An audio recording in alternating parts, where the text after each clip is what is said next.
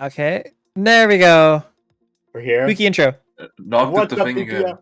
BPL? Nice. What's up, BPL? We're back, and Knock did the thing again, and now we were muted, and now we're here. Hi. It's the Rally Rumble. It's BPL if it's not scuffed. Yeah, It is. exactly. We're here. That's all that matters. Yeah, and we got some good games today. We got every single team playing 3 games of Swiss. God, you're making me do this already. Yeah, I am. I'm making you do you ready. We're doing 3 I games did of set it Swiss up. today. And then after today, we're gonna go into the playoffs. So today is the regular season for seeding. And we're gonna get our games in 3, 2, 1. Knock, you got this. It's not bracket display. It's not showing. Why is it not showing Okay, up? while Nox working on that, I guess we can say that, well, we know what the first game's gonna be. And we also have 2 streams, so technically 6 games we're gonna show today if you have the attention span to watch both at the same time. But yeah, the first one is known. The other 2 not yet, because as you said, it's a Swiss stage, so we'll have to seed those matches after each round. But I think for this first round, we chose 2 really fun matches. I hope I stalled enough for Knock now. Transition. Yeah, let's go. It's loading. That one's loading. It'll get here eventually. So at least the stream games are Spinner Wheel Scotland and What Is Inspired Cal teams.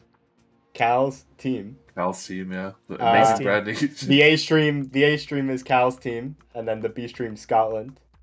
Yeah. I think We're trying to leech off for those SOG viewers. That's why we're taking Cal's team for the mainstream. And then game 7, blue-footed boobies and crab ball is gonna be on twitch.tv/Paracelsus something. I don't know what it actually is. All yeah, it's somewhere written out. I'll post in announcements. But yeah, those are the 3 games. So crab ball will be on stream and on Paris stream the entire day because he likes doing that. But yeah, it's gonna be fun. Really like Crapball. That's not even his team. It isn't. Wait, whatever his team is. What's his team? Blossom. I think you mean Blossom versus My Way because that's his team. Yeah, that one. Sorry. Yeah, Okay. whatever team Paris a part of. That's the one. So if you want to follow the journey of Blossom, which I mean, I don't blame you. I mean, they are defending champions in a way because it's Paris' team. Then yeah, go check that out as well. Yeah, and all those teams are gonna play 2 more times after that on the same day. So that every game's gonna be at 8 to 9 to 10. Yep. So 3 games today. What match are we looking at first here? I guess. I mean, we can segue this into Blossom My Way, right? I think that's this. We just talked about Pear. Let's talk to his game first. Yeah. If I know how to do my job, I could definitely do that. It'd be really cool. And Well, while you're doing that, I guess we could also talk a little bit. Spooky, what did you think about the draft this time? Do you think it was better or worse than the Rock Rumble? For Pear or overall? Overall, I think. I Because mean, we had a lot of new captains this time. I think going over the draft, I think a lot of new captains did pretty well. I think a lot of them overpriced players, but you know, there's some players that went for 300 plus. I think the thing you have to look at is Cal's team. Cal's 2 players went for 602K. I think that's the craziest thing. But yeah. Look, I think nothing really changed, but giving captains new experience. Yeah, there you go. Yeah, there's our final player list. Yeah, as you said, I think this is the first time we ever had the first player also be the most expensive one, because usually it's like a bell curve almost, where like in the middle sometimes like we find like the really expensive ones, because like captains usually want to wait a little bit for others to spend their money. Not Cal though. Cal kind of reinvented the draft meta. He knew who he wanted. I think Cal wanted that one player, and I think it's worth it. So and then handed the reins over to Poofa. Hey, with like 50K left in the budget. And I think Poofa couldn't pick up a single player until like I don't know. It was really far in the draft. So like yeah, I think it's 60 players in is when they managed to pick up their next player. So yeah. That said, I don't even think that's like a bad team. It still looks pretty good. Think so. I think it looks pretty good. Also, I did just notice that Whisper's team finally got its branding in the while we were talking about this right there. Yeah, the logo just updated. Nice. Well, let's go check out our first versus match here. We got Blossom versus My Way. Ooh. Big What do we want to see first? I guess We're so Blossom, professional. Blossom. let's check out their rosters. So Yeah, what let's are do your that because thoughts I think here? that's the most interesting aspect about this. um, I don't Oh, know this is the if you want. I Megalith have team. Yeah. yeah. So like on one side we have Blossom, of course, defending champions in quotation marks because I mean it's obviously not the same players, but it is Para leading or being the captain again, who drafted the Rock Rumble winners with SES. This time him and Luca are joining forces, two good friends. So Luca, the playing captain this time around, not even just in a managing role, he's also playing. There's some interesting pieces on this team. You have that Eternal duo with Wi-Fi and Baki. You have Mac Tackle as sort of that's what Para told me, the mental anchor on that team. Very important pickup according to him. I think the DPS line here with Aura, Fairy, and Frostfire, those are the more unproven players on the team. That will probably be the biggest question mark if this team has enough to do the repeat. But other than that, I think this is a very, very strong looking team. Yeah, I mean, I think this is a very strong looking team. First looking at it, I'm like, wow, this is a para team. This does not look like a para Luca team. This looks like a team that V/Bucci drafted, right? This looks Yeah. textbook Bucci and not a para team. This does not look like a para Luca team in my eyes. But I feel like taking this switch might actually work really well, and to prove that Para is an amazing captain into going into this next season. Yeah, Nice. I mean he's got a lot to prove, or like a lot to fight for. Because I mean I don't think he has, aside from like his very first team in season 3 with Nightmare, I don't think he's ever really had like a stinker team in these tournaments before. Like he's always been. I can't back this up with statistics, but I would say probably like a top 4 captain almost every time, and also a lot of accolades under his belt. So, you know, if I'm one of these players and you tell me I've been drafted to a para team, I'd be very happy because that means probably my chances are very high of being on a championship team. And then, of course, on the other side, speaking of championship teams, we have My Way. Which I would say is like, if you want to be rude, you could call this team Frothy Philly and a bunch of Overwatch players. Like, yeah, I don't know, like they splashed all their budget on Philly, who's like obviously like one of the best support players we have in BPL. Like I'm always happy when he signs up to these, even though he's like a tier 3, even like tier 2 player at this point. Has been playing on a lot of like very successful teams outside of BPL. But then again, I might be the first person to give my condolences to him for an early exit in this tournament, because I don't know if the other players on the team are strong enough to like push a like really good flex support into like a lot of wins. I'm not quite sure what Megalith was doing with the draft here, especially at the end when she still had like 100k left in the budget and then decided to get a diamond player. I don't know, I'm being very rude here, but like this is how it is. Yeah. This draft was pretty much just like friendship over like raw numbers, which I mean is fine. You can do a draft like that. It just like all the odds are basically against you at the end. So I'll be very surprised if we see this team make it far in this tournament. But hey, I'm open to be surprised, and I hope they don't take that as me being too rude. I hope they take that as motivation to do well. So we'll see about that. What do you guys think about My Way? Yeah, I mean, Do you think I'm tripping or? I think you hit the nail on the coffin. I really wrote, how can Frothy Philly do this? Yeah, exactly. I think if they win a map, it's going to be under him, and there's nothing about it. We all know that Frothy Philly is going to be their best player on that team, no matter what. And if they win the map or win a game, it's going to be under him. So is this our predictions? Yes. Yes. Go Blossom all the way. Yes. All right. All right then. On to our next one. Should we do where's Scotland? We got Spinner Wheel Scotland. Scotland, the B stream. Oh, here it is. Woo. Well, Cancel disk. there you go. All right, Spinner Wheel versus Scotland. Do we have any thoughts on this great matchup? Yeah, I'll start it. I think. Oh, which team is that? All right, let's talk about Scotland first. I Yeah. think the trio of Shoreline Pie, Dabmaster, and Paul Mhm. are, I think, a really good trio going into this, and Mhm. I think they're kind of lacking, but not really for their tank. But again, that's okay. Your DPS can carry you. Your supports, Painless and Dabmaster. Did you have Can a chance to look at Nevix? Is their Yeah, crew profile, by the way? no. yeah, I They was are gonna like a say running one trick. well, not only that, but they're also like one of the highest rated tanks we have in this tournament. So I don't even know if we can say like tank is the weakness of this team. I mean, it's an unproven player in BPL by That is BPL true. standards, but Yes.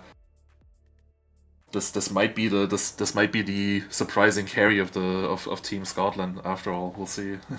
And they Yeah. have Painless, which is the Lucio player that Mhm. it comes to my Yeah. mind. So I mean, It's a good player to have on support if you're a Ryan one trick. it could work out. It could definitely work out. It'll be interesting to see though. And on the other side, let's see what we have. We got spinner wheel. Oh, that's good colors. That looks really good. Ooh, Yeah, look at that! Um, Hell yeah. I mean, I don't really notice. I don't know any of the. Maybe Sammy and Didn't You See Me? I don't really know anyone else on this team. Yeah, this is This a Sammy team. it is. Finest is got picked up for 268K on DPS. So that's who Yeah. I think their star player is. I don't know much about them. Was very But contested too. Like a lot of teams were trying to go for them. Even I think even Para's team was trying to go for him. And if Para goes for a DPS player, he does his scouting work. That usually means it's like a very good player. So, um, yeah, I would put all my eggs in that basket too when it comes to like who I think will carry on this team. But also again, like we said, like Sammy, obviously a season 4 MVP. Mhm. That is a very good tank to have on your team. All right. Well, that's the matchup. What are your guys's what are your guys' thoughts here? Who are you predicting? are we doing That's what I asked. Preds? I Doing think Preds. Scotland. You think Scotland? Okay. I'm gonna go with spinner wheels. I don't know. I trust the process here. I trust, even though, like I said, a lot of, at least for us, unproven players, we don't really know them yet. But from what I've heard about them, also from what I've heard about like scrims this week, I don't know. I think this team could be a potential dark horse in the tournament. We'll see. Yeah, and I'm gonna go with Scotland. Base country, and as everyone knows, I Can think we I vote with my heart, and Scott. I'm here for Scotland and can we Jimmy. get your best Scotland?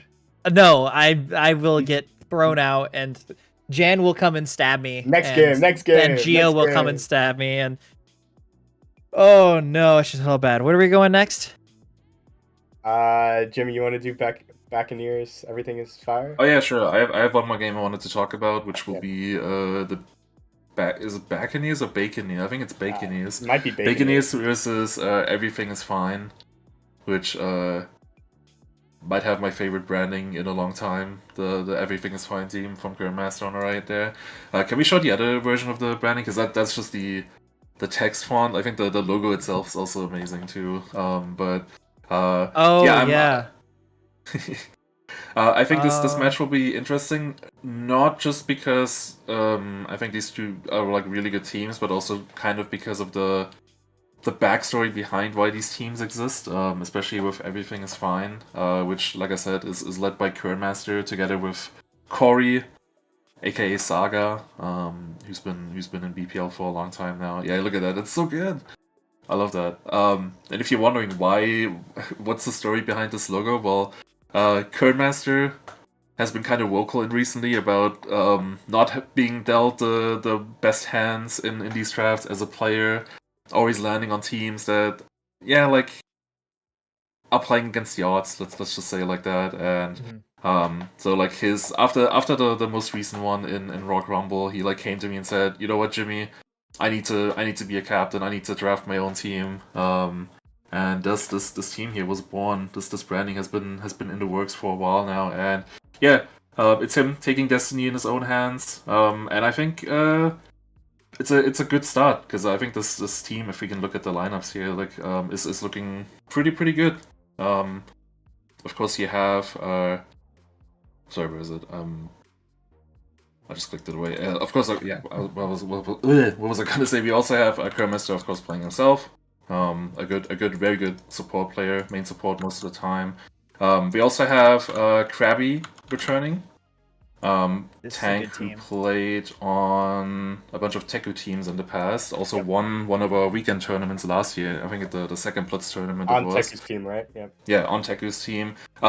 Player who I feel like during the draft was kind of undervalued by captains and not really like looked at, but just from like personal experience, I know that this guy plays on like a bunch of EU team scrims like almost every single day. Lives in Priest, Overwatch. Like this guy is like a really good tank to have on your team as like a cornerstone. And from what I've heard from Kern this week when I talked to him about the team, is like Krabby's like a really important player, communicator on the team. So yeah, I'm very excited to see how this is going to work out. Of course, the rest of the team also not to be undervalued here. Evanstar, great support player. I think that support backline with Kern Master and Evanstar is going to be great.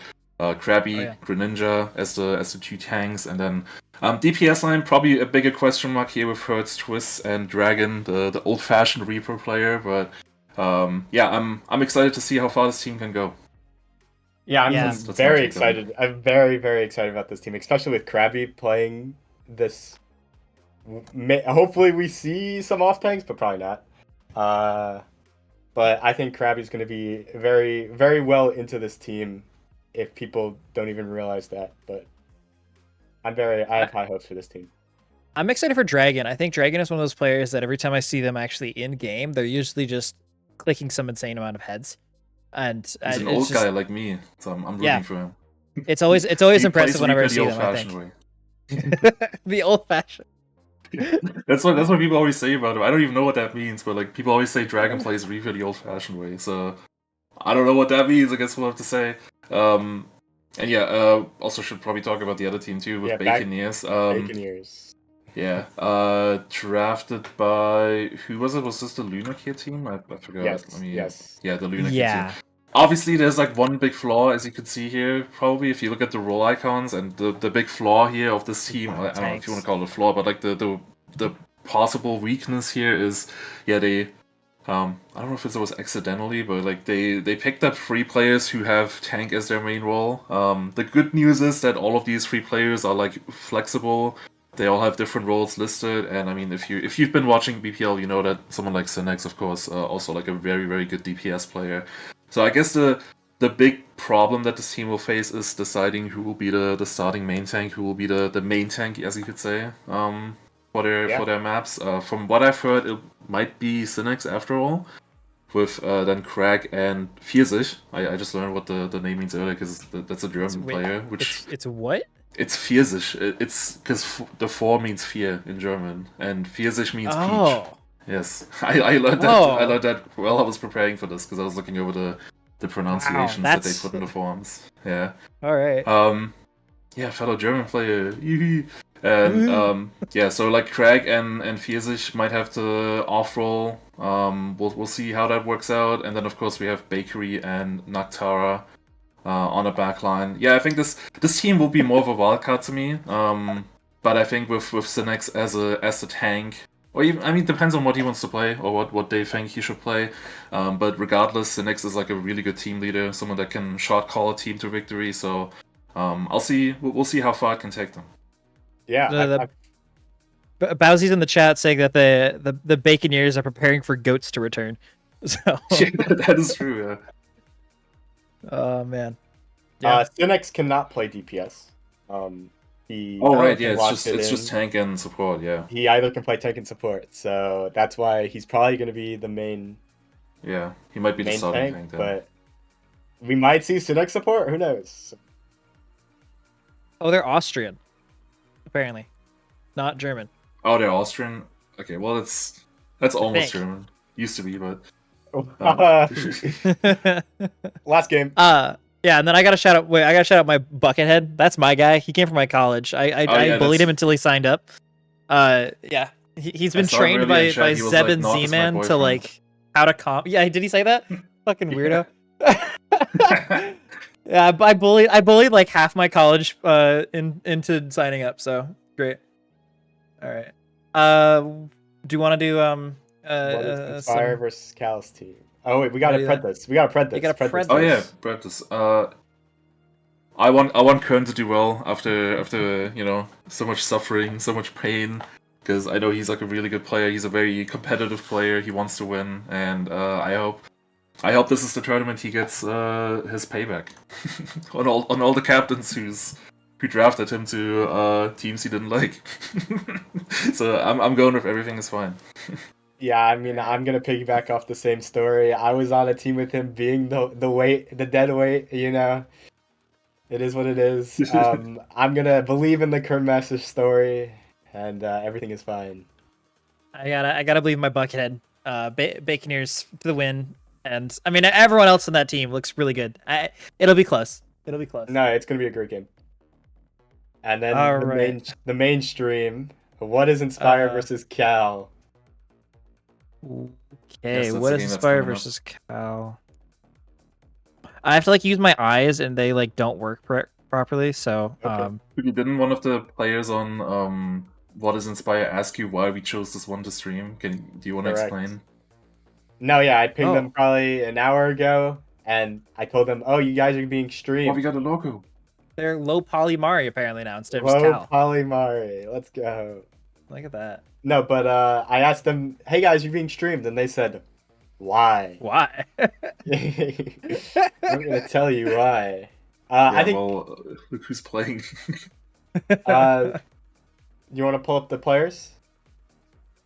No. Okay. Heck you. Okay. All right, that's fine. I think the first thing to look at least for the draft, is that Mardox and Sonder went for 541k combined. And then Yeah. while Cal and Captain Prash went for 206k combined. So these two are the highest two paid duos in the event, and we're seeing them first off tonight. Also, Wow. people fought for Sonder for what felt like 15 minutes. Oh yeah. That was definitely the most contested player of the draft. So throw the $1 ups the entire time. Yeah. We should make it so that if you do like $1 up for like 10 times in a row, you get like a timeout. But yeah, let's be real. We're streaming this game because we wanna reach those viewers, those Cal fans, those students of the game fans. So, if we have a player of that caliber signing up, you bet your ass we're gonna stream that. No, but I think these teams are also pretty good too. I mean,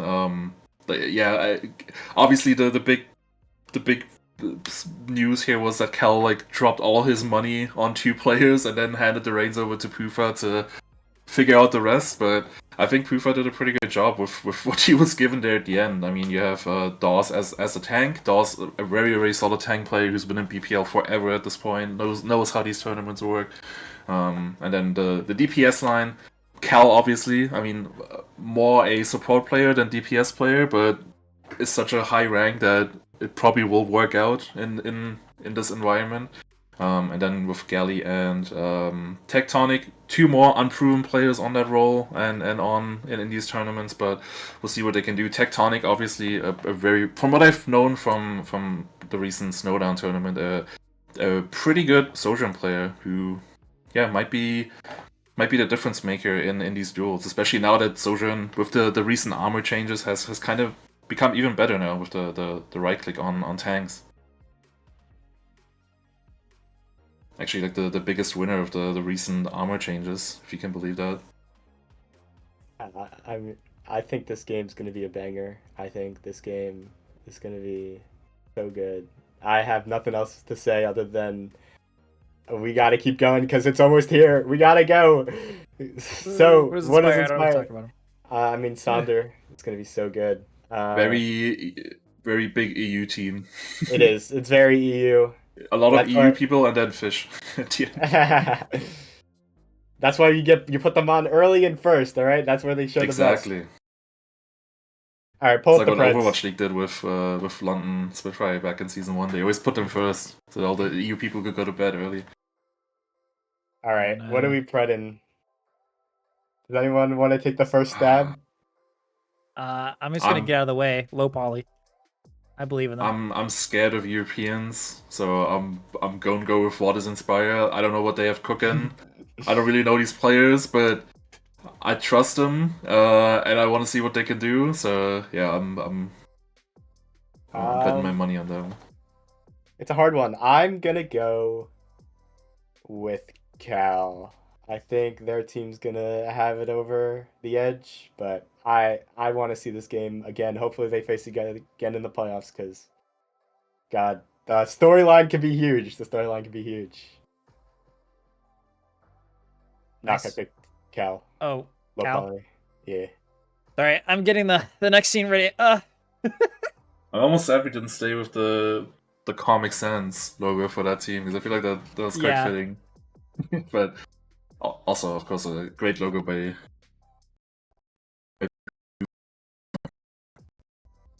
And that is the Rally Rumble pre-show.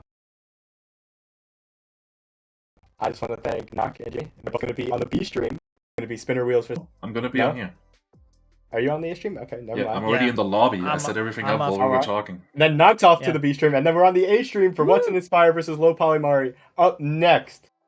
And I want to say Yep. thank you guys and see you later.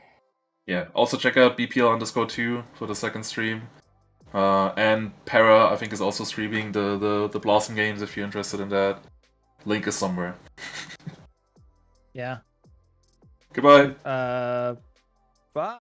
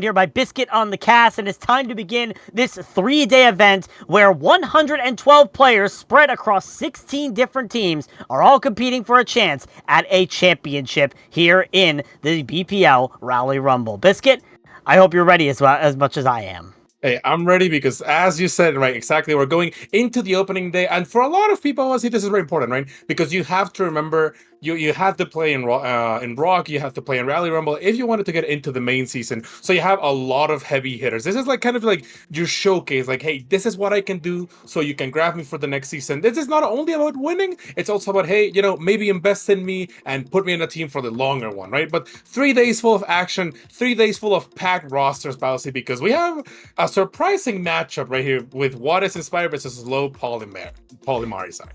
Yeah, definitely. Both of these teams have very heavy hitters on both of the sides, so it's going to be interesting to see all of them as you take a look at just the amount of players that are coming into this. Again, you said you had to sign up for this event or any of the 2 prior events, the Snowdown Summit or the Rock Rumble, or this one, the Rally Rumble, to be eligible to compete in Bad Preshow League Season 6, which will be coming up in the future. So all of these players you see here are automatically locked in, as well as anybody who signed up for the draft of the Rally Rumble or the Rock Rumble earlier in the year. But definitely a lot of talent across the board. And you mentioned the 2 teams that we're going to be seeing here today with Low Polymari, you see there in the top left, and the other, and What is Inspire, both of which are packing a punch with their lineups. Right, and I do want to say, we were talking about it earlier, Bowsy, and we're gonna touch on it right now. We have the battle of like the well-trained roster versus like the new people, right? Me as a caster, I've been here for a long time, and What is Inspired, if you were to ask me who is who in most of these teams, I have no idea. I know of Mardox, for example, on What is Inspired, winner of the previous event on Team C's, and Fish, who's been a veteran on the scene. I believe that also played in Kitsune League. But Sunder, Yukino, I think, Kev, a lot of these are rookies playing against Low Polymari, which is one of the teams that most people have their eyes on. Do you care to tell me why, Bowsy? Yeah, well, definitely. If you look on the second player list on Low Polymari, Cal is listed, and that's not just any random Cal. That is Students of the Game support player Cal, locked onto DPS, but is still participating here in Bad Pachamari League, as well as for support, you have Captain Prash, who is a player for India in the World Cup 2023, and is also a well-known player in the Overwatch Champion Series. So those 2 players combined not only total up to $600,000 in the draft that was made to set up these teams, which was 6/7 of the budget that this team had in general, but are the biggest names on that roster altogether, and might be the ones people will gravitate towards as the season goes on.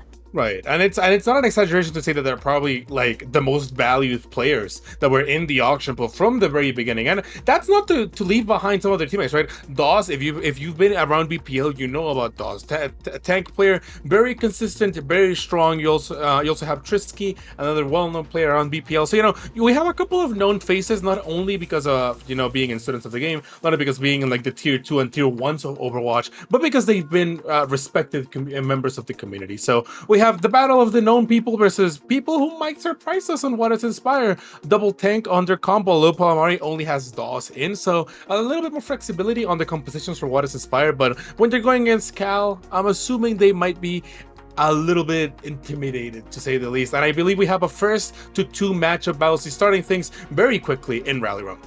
Yeah, definitely. It's going to be interesting to see how these 2 teams are going to face off against each other again. The battle of the rookies, What is Inspire, mostly comprised of sophomores and rookies, the only veteran presence being Fish, versus Low Polymari, which has a lot of recognizable names, some of which are new to Bad Pachamari League. Jelly, for example, coming in as their rookie season. But then you have a lot more known players. Tectonic, known for their famous 5K in the Snowdown Summit on Esperanza, and Brexigiza, the E-League champion, known for their Moira play. So it's going to be a battle between the known and the unknown here, and that means that anything is possible as we head into our first map of the series, Lijiang Tower, as we're going to be starting things off. Right, and Bowsy, we're starting on Control, an absolute classic on where to start. Control, one of those games that people really like. Why? Because the objective kind of plays itself, right? You're playing a lot for picks, you're playing a lot for just clean team wipes, and then capturing the point. So this will definitely be a very heated matchup. Going into Escort, that's when things changed a lot. You're gonna see your Sigmas, you're gonna see your Reinhardts. It could be anything, really, especially with the new tank, patch notes, Bowsy, which have been very impactful. And then, in case we do need a tiebreaker, Flashpoint will be the last map that we touch on. It looks like Ramach is being locked in. I'm not sure if that's what they're walking on as a caster. You kind of have to know that. And Junkrat and Symmetra on the side of what is inspired. Don't trust what you see right now. They might just switch, but in case that these comps are the ones that are locked in, they do have a lot of close range pressure. As long as Symmetra's alive, the tank can die, but I think it's going to be a Tracer switch to put pressure on Mardox, pressure on Trisky. It could be anything, and it looks like it's going to be a switch onto the Tracer. Polymari running a really rushy combo. What is inspired? They just want to go fast and play close. Yeah, definitely. What is Inspire already trying to take that space here with the White Room? Cal on the Tracer is going to try to flank around to try and get these early pickoffs. You also have Tectonic on this Sojourn trying to take that alternate angle as Cal is looking for the backline of What is Inspire. The Symmetra turrets from Kev are going to keep them separated from the rest of the team, and now What is Inspire making their aggressive move here. Dawes is met in the face with a Nemesis form Fish, who's just trying to push in and take this space away from low Polymari, but an early Immortality field burned here from Mardox is not going to be a good start here for the side of What is Inspire. Still trying to keep themselves alive, though. Cal is still peppering from the sidelines as low Polymari still have a foothold on this point, and Fish is removed from the equation now. So now What is Inspire are down their main tank, and they have to try and find a way to get out of this situation. Either the hard way via Cal, demonstrating they're getting the pick onto Yukino, or the easy way in terms of getting out naturally. Oh, the only way you're getting out is in a box because Cal is absolutely packing up the members of What is Inspire. Getting an immediate pulse bomb, it misses, but you don't really need it to hit as long as they are down. Kev switching onto the Tracer, and I really like this choice. Of course, you could play Symmetra Junkrat. It is definitely a thing on this point, but when you have a Tracer, there's no way that you can match her. No when you don't have any stuns, no when you don't have any precision hits to really kill them, and it looks like Dawes is a little bit too in for this fight. Yeah, Dawes trying to push all the way in, trying to get that value with that Nemesis form, almost gets their life taken away from it. Kev is actually focusing them down, and Fish will get that final blow. Mardox, however, is traded. The beat coming out from Captain Brash to keep the rest of low Polymari sustained, as Yukino was forced to use their own to try and keep the rest of What is Inspired down, but Captain Brash boots them off the map. Kev wins the Tracer duel against Cal, but it's for their life as Tectonic hits them with that railgun shot. But What is Inspired still trying to push forward here as Sonder has gotten rid of Captain Brash. Trisky using the Kitsune Rush onto the objective here as Fish is forced to try and retreat to keep themselves alive. Dawes came back just in time to avoid anyone capping that point. Tectonic gets a massive pick on Kevin. It looks like What is Inspire is crumbling down slowly. Don't remember, no more immortality. It looks like the ultimates are coming out, Bousy. Yep, Fish is going to initiate this annihilation here to try and keep the point sustained here for What is Inspire as they try to push to the back line. Fish finds two with this annihilation. Make that three as Tectonic slides into the wrong end of the spectrum, while Kev's life will be lost for it. What is Inspire now are comfortably on this objective and will start counting the percentage. No more blinks, no more resources, and it seems like What is Inspire finally caps onto the point. In terms of ult economy, I guess What is Inspire is coming up on a lot of ultimates. They do have an overclock that could be very strong on melting Dawes, but as long as Dawes has that annihilation, I think it's gonna be a little scary to really take onto this point. 20%, Cal is just melting Fish. Yeah, Cal is being a lot of pressure on this Tracer. Speaking of melting, here comes the annihilation from Dawes trying to melt the competition. Sonder pops the overclock, but is killed out by Captain Brash, who goes full on Reddit Lucio into the back line. Kev is able to get rid of him, but still Dawes powering over the enemy team with that annihilation, cleaning up the field one by one, and now Kev is going to be dying late here, which means there might not even be a late touch from low Polymari. So there might be a touch on the Sombra. They spam the doors, but they are not able to spy check at 5%. And I think Bowser, we're going to see a little bit of a contest, but how much can they do with it is really going to be up to what is Inspired can do. Sonder goes down, the window is out, but I don't think this battle's going to last for long. Yeah, Yukino is already taken out of the fight. Fish trying to contest it here on this Ramatra, but does not have the Nemesis form to their name, and that window from Mardox is completely shattered. The Pulse Bomb comes in as well from Cal to seal the deal here for low Polymari as they take the first round of Lijiang. And that is exactly how you're supposed to play the Sojourn Rush, right? You're locking with your Ramatra, taking the space, giving the off angles onto your Sojourn, letting the Tracer just do Tracer things and take picks on the backline. And you have to pay a lot of attention to how low Polymari is playing it, right? The second that they get a pick, it's all gas, no brakes, going into that backline. If we can kill something, we're going to kill it. And, you know, a little unfortunate that they started on Joker at Symmetra. I understand what they were going for. It gives you a lot of close range pressure. As long as Symmetra's alive, the tank can't really breathe in peace. But when Cal is just putting like pulse rounds into your head, right, there's nothing that you can really do. So prepare to attack. Thank you, observers, for showing us the beautiful ads on this map because I love them. And 1 point away for low Polymari to almost secure victory in this first game of Rally Rumble.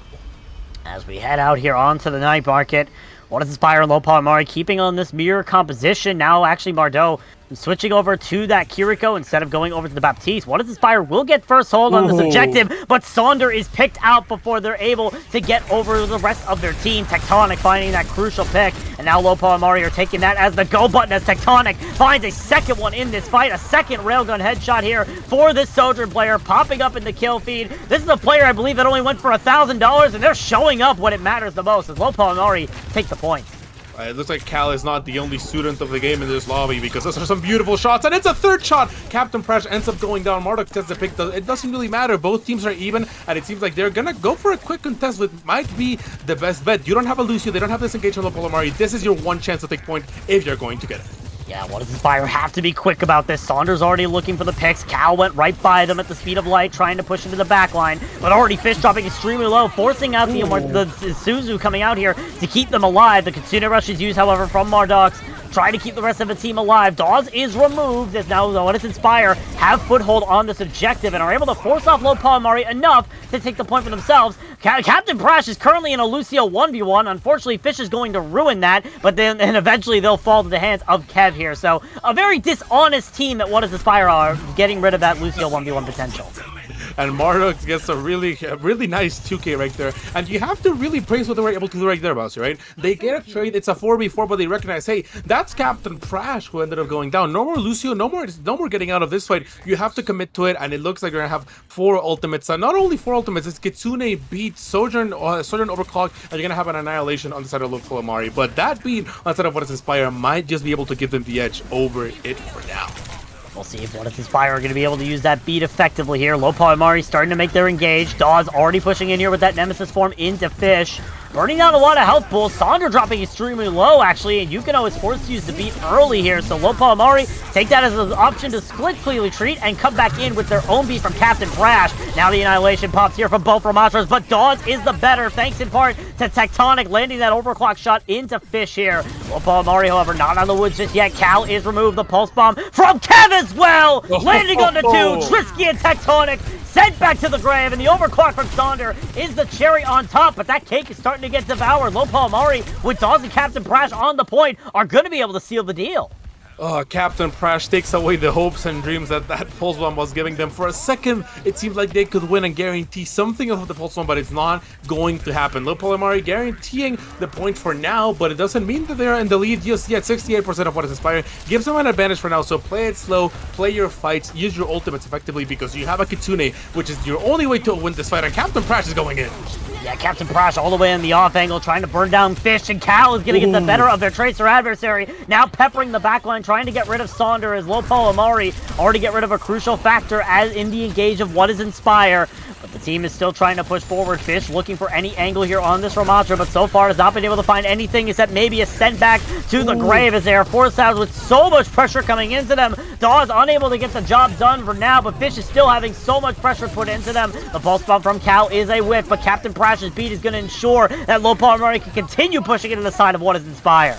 And Sonder doesn't get beat, you're not going to be able to get away. Yukino goes down, and it seems like it will fall onto Kev to touch that point. Bousy, beautiful turnaround from the side of Low Polymari, just playing the fight so well, just making them lose slowly and cruelly. 97%, it seems like the touch might be enough. Yeah, Sonder gets a pick. This could be winnable for What Is Inspire. Very winnable, but they have to touch the point. The Winston of Fish is going to come in as Kev sacrifices their life for this touch. The Winston of Fish getting burnt down here as here comes the Annihilation from Dawes, trying to keep the rest of What Is Inspire off this objective. Yukino is bested on the Lucio here by Captain Brash, and Fish diving in with basically 1 health to the name, just trying to stay alive for the most part as the overtime wick will burn down to 0. And Lo Polymari put up a pretty good statement to start off the series, taking Lijiang 2-0. A great statement and not a bad job from What Is Inspire either, Bousy. Like, at the end of the day, of course, it's a 2-0, but that point seemed to be a lot closer than what it really was on Mardogs. This is probably going to be the 2 pick that they got onto the point. That was just really a really good job right there, Bousy. And we have to analyze, right? At the 70% mark, they are fighting in main, right? What Is Inspire versus Lo Polymari. The fight is going well for Lo Polymari, but the problem is it's a slow fight that you're committing to, right? You have to get out or die as soon as you're going to say, they got a pick, we cannot fight it. We have to go back just so that we can get like a clean touch rather than sending Kev in and hoping that they are able to live. And a couple of mistakes here and there, and it seems like Lo Polymari is going to get the best of them. Now we're getting our guaranteed escort map, Bousy.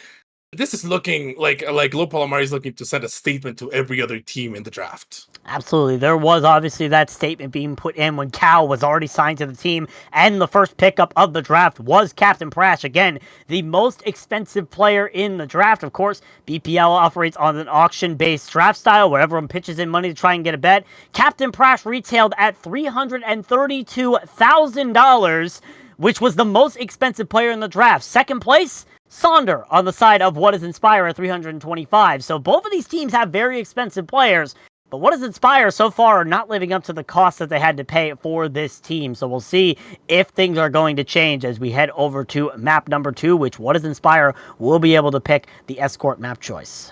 Right, and on escort, as I always say when I'm on cast, hey, this is when the pace is going to switch dramatically. Are we going to see a faster pace kind of game playing, for example, something like Rialto, right? Playing your monkeys, playing your Sigmas going into main, right? Or are we going to see, for example, some kind of Circuit Royale, right? You have to play your pokes, you have to play your brawls. It's not going to be all so set in stone, right? The map's different, and this is when a lot of teams tend to fumble. This is when a lot of teams tend to like be tested. Hey, sometimes you can one-trick brawl, sometimes you can one-trick dive, but escort really forces you to learn multiple kinds of comps, multiple kinds of ways to play the game. So obviously, I'm a little excited to see what Is Inspire is able to bring onto the table. But for now, I'm just seeing Cal play Tracer, and I wouldn't want to play against that. Let me tell you that. Yeah, Cal Tracer has been brutal, which makes it more confusing of the map choice that What Is Inspire decided to bring us, and that is Gibraltar, the map choice selection here from What Is Inspire, which is a very dive-heavy map here, Biscuit. So why would you go to the map that is dive-heavy when you're playing against Cal's Tracer, who was able to build up a pulse bomb in the first fight of the map? Right, and you have to think about it. When you're playing Gibraltar, Bousy, you're sending your Tracer on both teams, right, onto a battle, onto that payload. Hey, you either don't let them push it or push it by yourself, and you're against Cal. Like, you have to be confident that you're Kev, who seems to be the assigned Tracer player on that team to win the 1v1. And the 1v1 was looking kind of close on a couple of occasions, so it might be doable depending on what they play for the side of What Is Inspire. But I am not confident in the pick. I feel like when the most important part of the comp is Tracer pushing payload and Cal is on Tracer, it's a little bit of a suicide pick. With Bousy, we have to let them cook. We have to see what they've been doing. They're probably familiar with the map. Maybe the other maps are even worse. Who knows? But will we be able to see a flashpoint on the maps today? We don't know just yet. Let's hope that What Is Inspire is able to put up some numbers on that board. Yeah, definitely, and it might be helpful that they are making some swaps here, of course. As part of the rules for the Rally Rumble, everyone on your lineup is required to play at least one map, so Hana Sophie is coming in for Fish on that tank role. Meanwhile, on the side of Lo Polymari, Tectonic and Trisky are out. Gelly and Giza are coming in here, so you're going to have a rookie coming in for the side of Lo Polymari and a rookie coming in for the side of What Is Inspire here, Biscuit.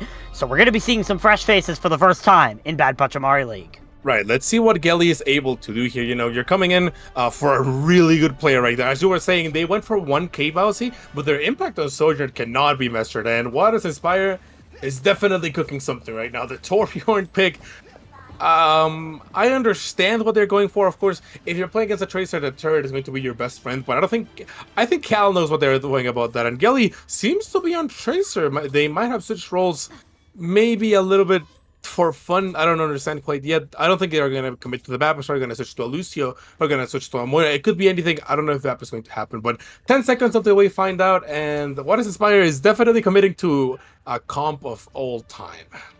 We'll have to see if this comp from What is Inspire is going to work. D.Va can have some sort of impact. Many people have said that the new changes to tank have made her weaker. I digress as a D.Va player, but nonetheless, Low Polymari are coming out here with a very similar composition. The only difference is Captain Prash is going over to the Baptiste. Cal is already trying to look for Sonder here to start off, however, showing that verified Overwatch League player spray that only people participating in the Overwatch League were able to obtain, but it's just flexing a little bit that they are the Overwatch League verified player in the BPL Rally Rumble here. But so far, Cal only able to find shots onto the turret until they find Yukino's head in the instant, and that Lucio sent right back to the spawn doors. And the worst part about this battle, right, is that the payload has been moving the entire time. Gelly has been doing the exact thing that we were talking about. You cannot hope to walk in the open while Cal is grappling up there.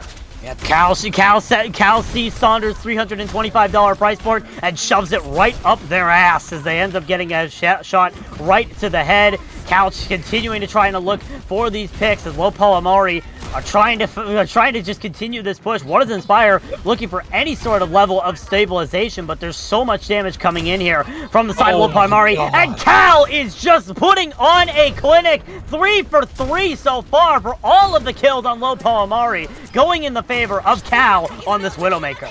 Yeah, and there is no way that you're winning if you cannot cure the Widow. Sonder gets a double pick going down. No more Hannah Sophia, and it seems like Low Polymari wins this fight, but it got a little close for a couple of seconds right there. Yeah, definitely a little bit of nerves kicking in after Sonder finds those 2 kills, but unfortunately without your D.Va there, it means Low Polymari are going to be entering into the ship phase here of Watch Point Gibraltar with ease. And this second point is brutal if you're not able to set up early, which seems to be what Low Polymari is doing. Sights pot for both teams. It will end at the 22nd mark with 4 minutes, and let's see what they are able to do. Dawes is taking a lot of space here. Sonder probably going to go for a pot shot, but Cal is definitely on the lookout for that. Cal obviously knowing where Sonder is located until Sonder comes up the top. Probably in the 1 second that Cal did not have the infra sight when Sonder did. Good shot there from Sonder to initiate the engage, and Brexit Giza shot in the head by the Torbjorn Cheeto as well as by Yukino here. And What is Inspire finally finds some stabilization amidst the chaos and will be holding this cart. I think, Dawes bombing it. Will they get a pick? They will not get a pick, but Cal will get one. No more Widow pressure means that your team is able to walk in, but if your tank is down, I don't think that's going to be happening anymore. A little bit of a stagger. Hannah Sophie gets a pick on Dawes. Kev, different Cal on Widow, and I definitely want to say this second point is better for the defensive composition, right? You're going to play Torb. You're going to make it really hard for Gelly to get any kind of impact on your backline, but I still think that Tracer will be better. I still think that any other DPS will be better. We have you have Molten Core on What is Inspire, a bomb, and a beat, which might be able to give you the fight, and Low Polymari doesn't really have anything but a rush to keep them together. So we'll see if Low Polymari are able to make use of that rush or any of these ultimates to keep themselves sustained in this fight and keep that cart moving. Cal still looking for Sonder. Dawes is on the high ground of the ship trying to take ground. Hana Sophie able to eat the pulse bomb from Jelly from the side. Good play there from the tank from What is Inspire. Again, they are a rookie in this tournament, so they are showing up right now. Chasing down Captain Prash as well, getting rid of the healer pressure here. But meanwhile, Low Polymari are finding all of these picks. Dawes gets rid of Kev. The cart approaching the gate ever so closely as both Kitsune rushes are popped here. Mardox, however, is able to get rid of Cal. Jelly is removed as well by Sonder. And What is Inspire are going to hold this cart right outside of the gate. I really like the point presence that they have, Valsy. I think we can agree, Torbjorn, of course, you don't have the pressure that Tracer does, but you're negating her pressure while melting the tank every second that she doesn't have her Matrix up. And they still didn't use any ultimates that were not just the support ones, which you might be needing. There's no real ultimates on the side of Polymari which need a beat. You can kind of use it selfishly, but Captain Prash is switching on to Lucio. A lot more pressure on the backline, and Cal finds a beautiful shot into Sonder. This is where you have to go right now. The go button has to be initiated for Low Polymari. Cal looking on the high ground, trying to find some extra shots as Low Polymari start pushing the cart toward that objective. Hana Sophie is there to contest, and the sights are out here from Sonder, but the Torbjorn of Kev is removed out of the fight. Hana Sophie used to use that D.Va bomb as Yukino is shot in the head, and the D.Va is removed as well. All that's left right now is Mardox just holding on that objective as that Kiriko. They'll get burned down by Jelly as the cart will enter the final point. The bomb blows up, and it seems like the only thing that blew up was what is Inspire's entire roster. They're going to be switching onto the Brig, and Ana, of course, defensive composition, making it really hard for Gelly to get any kind of value without like having their tank commit onto something, using a pulse bomb, using anything that is going to help them kill them immediately. This is really good, but Cal seems to be in a little bit of no man's land. That's a pick, no more infra sites, and what is Inspire? You have to hold them in this corner right now because 3 minutes is a long time. Cal was definitely looking for the kill onto Sonder, but just was unable to land the shot here, and Hanasofi was able to take advantage of that as this D.Va starting to make the most of all of their efforts. Hanasofi continuing to try and push forward. Captain Preshow on the high ground trying to burn them down, but Hanasofi's going to pressure them out and keep low Polymari at bay. So the pulse bomb comes out from Gelly, not able to get anything. No more pulse bomb. That means that you're not going to have a chance to crack Yukino on Marduk's backline. Dawes gets a turret from Kev. No more pressure onto that Tracer, and they still have Molten Core, which is going to be hard to use against the D.Va. They get the point. No more pressure. Your tank is going to be melted immediately, but Cal gets a headshot onto Torbjorn. Make that 2 for Cal. 2 kills for Cal in this fight. Make it 3. Cal popping up with 4 in this fight so far. Can they get the ace onto Hanasofi? They missed the shot. The rest of the team not willing to stagger out the D.Va enough, but Cal popping up in the kill feed when it matters the most. That's exactly what you hate to see. A Widowmaker just absolutely putting up numbers on the board, and there's going to be 2 whole minutes. Bowsy, that is not the 4-minute time bank that you will be like immediately, wow, that's insane. But it's Gibraltar. Gibraltar is one of the toughest escort maps to play in the game, especially when you don't have like your Winston, right, to go on offensive dives. You have to play slowly with D.Va, take the space, soft dive it, slowly take the space away from them. And it seems like Low Polymari is playing it like it's some kind of surgeon, like an absolute. So much talent happening right here, and 10 seconds until we see what comps they're locking in. I'm hoping that What is Inspire plays something more offensive. I definitely don't like the Torbjorn pick, you know, a lot of damage, but Torbjorn not a character that can really confirm kills as easily as Tracer or as Widow, so maybe that will be the switch. We don't know yet, and it seems like it's going to be exactly that. The only difference being the backline. Bap definitely a strong character right now, especially when you need to put so much damage onto the tank, and Kiriko untouchable, and the Susu, what else can I say, right? Yeah, the Kiriko can provide a lot of sustain for your attacking side. What is Inspire, however, coming out on this defense here with a little bit of a different composition. They still have Hanasofi running out on that D.Va, which makes sense considering that they are part of that Porsche tournament and actually do have the Porsche skin enabled. Saunders also going to keep trying to win this Widow 1v1 against Cal, but the support line, Biscuit, is looking entirely different. Yeah, the support line is definitely going to be different because you are playing on attack, right? And the one thing that is going to keep you back in support is the Tracer that you need to mark, which is going to be Yukino's job, right? You have to keep Marduk's alive. You're going to TP them onto the next high ground, and this is where you have to live instantly. Jelly getting so low. No more recall, though, and it seems like Sonder is on that job, but Cal ends the fight before it even starts. Yeah, definitely. The supports were teleported up to the high ground, and they just were burnt down by Dawes, who was able to just go up there for their own. Hanasofi just barely able to get back into the point to get healed back up. But still, Low Polymari putting up a statement so far. And now this entire space is going to be so hard to reclaim, Bowser. You no longer have the surprise of the TP. You no longer have anything to really give you the space for free. So Hanasofi is going to need to take something on Mardox. Play behind the shield or you're going to get domed. Yeah, it's going to be difficult to try and hide behind that small thing that you call a shield for Brigitte. But Kev is able to win the Tracer 1v1 against Gelly, but it's not going to be enough here to turn the tide. Low Polymari will still continue this hold here for a full minute. Yeah, and it seems like Hanasofi switches in and back so they can get their mech back instantly. And how do you take this space, Mouse? You have no idea. They are porched up here, and Mordox almost dies right there. Mordox is a little bit of a scary position. The payload starts to move, Hanasofi pushing back against him, but a whole minute has gone by, and it seems like What is Inspire is struggling to even get their foot in the door.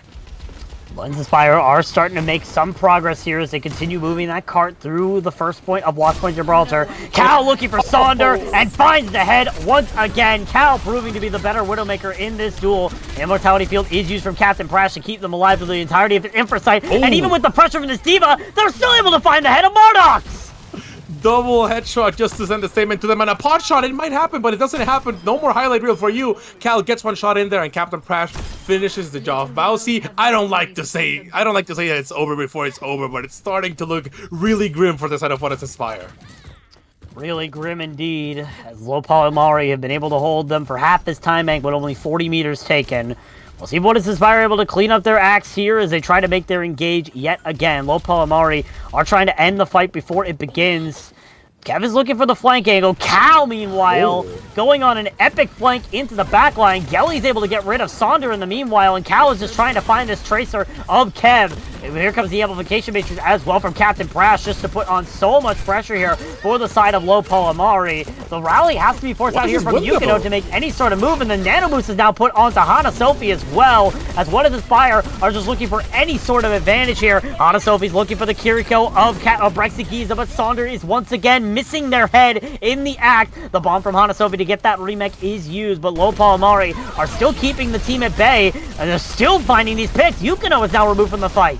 2 people, 3 people out of the fight because Sonder was headshot by Cal, and it's not looking pretty. Kev gets a pick on Brexit Giza, but it looks like Hana Sophie is going to end up going down. No more support for you. You're in a room against Dawes, who is definitely not going to let you out for free in 1 minute.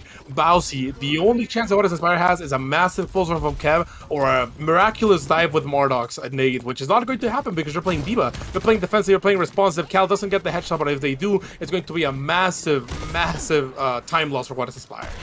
Cal and Sonder, both on the sidelines, looking for the headshots onto each other. Cal lands on the head packs, but Sonder finds them in the act. Cal says a well played in the chat, complimenting Sonder on that headshot kill, and now the door has opened a bit here for What Is Inspire. The question is, can they kick it open? Kev has his pulse bomb, sees where the supports are for the side of low Polymari as they try to set up this attack engage. Sights are used as well from Sonder to try and initiate the attack. Kev looking for that perfect pulse bomb stick to turn the tide, already forced to use recall to keep themselves alive, and Sonder is removed from the fight, but Captain Brash is traded. Cal as well, and Yukino are removed. It's a back and forth affair. The pulse bomb comes out from Kevin. It does not land onto anything, and Brexit is able to keep themselves alive. Overtime is triggered. Hana Sophie alone on the payload, trying to bring this into their favor as the self-destruct comes out from Dawes. Pulse bomb as well initiated, and Dawes gets the remix squish onto Hana Sophie as the cart will stop outside of point A for the side of What Is Inspire as low Polymari take a convincing 2-0 sweep to start off the Rally Rumble. That's more than a convincing 2-0. That's a statement right there that they are here to win. They are here to compete, and Cal absolutely deserving a play of the game right there. Just killing 4. Like, look at this. Unreal. Look at that. Just massive headshot on a moving target. Gets the pot shot. Just something out of a highlight reel right there. Gets an easy kill on that Ana. And then this is the kind of DPS that you're going against, Bousy. What do you do? Like, what? You have to DDoS them. Like, it's impossible. We do not condone DDoSing here in Bad Pachamari League, just so you know, but it's definitely going to be a challenge to live up to Cal and this low Polymari squad, which look almost unstoppable here in their first matchup. Granted, it is the first matchup of the first day of the Rally Rumble, so anything can happen. We could very well see a team take low Polymari all the way to the distance and try to stop them in their tracks, but for now, low Polymari are looking like an unstoppable beast to begin the Rally Rumble. And I think it's safe to say they are already a contender to be in that grand finals match on Sunday. Yeah, and that is not to say that there won't be any teams that don't give them trouble, right? There's a lot of teams with like really high level players. We've seen Ewan, we've seen Bakura, for example. Some really good players out there who might be able to give them a closer match. And What Is Inspired, they were definitely able to show some interesting comps, some interesting picks right there. But it's just low Polymari. What a good team, and this is just the beginning, Bousy. Like, if this is the beginning match for like a Rally Rumble, I fear for how exciting it's going to be for the next couple of matches. You can see the table right here. Blossom already winning their first match with a 2-0 map differential, My Way and What Is Inspire, of course, at the bottom of the rankings for now. And if you want to find out what the rest of the teams are going to be doing or what the results are going to be, you must definitely stay around here in BPL because there's a lot of matches that we're yet to watch. Yep, there are a total of 6 Swiss games in this tournament. There's a lot to watch, and there's also other streams going on. That being said, the next Swiss game is going to be happening about 15 minutes from now because we're covering 3 Swiss games today on Fridays, 3 Swiss games tomorrow, and then the bracket stage on Sunday. So while we jump it over to a quick break, we'll be back with the next round of the Swiss. That's it for me and Biscuit, however, but you'll be joined here with another set of casters ready for round 2 of the Swiss, so don't go anywhere. The Rally Rumble continues.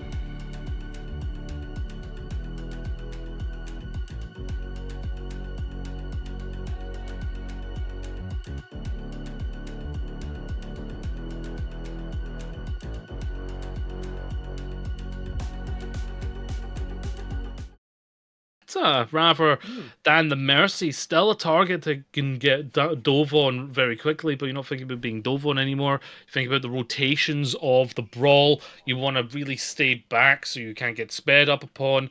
But then he's going to cause a lot of issue for this team of Scotland, this composition. There's going to be a lot of spam from afar. You have to be very careful about where you're positioning yourself if you are Scotland here. Yeah, the positioning's become really interesting here, especially with how aggressively you're already seeing Nevix just kind of walk into that into that one building, getting into the high ground. They want to take that high ground immediately here, just to kind of get spinning wheels off the focus here of what might just be Dab Master on the cart. Yeah, and it's a good decision to have Dab Master on the car. It's kind of like a bait and switch where if they actually dive onto Dab Master, they've got the turret to keep them alive and then the speed of the rest of the team. So it's kind of like a bait and switch, but again, being able to eat up those turret mode shots by Sammy is going to really help them if they go for like more of an aggressive push.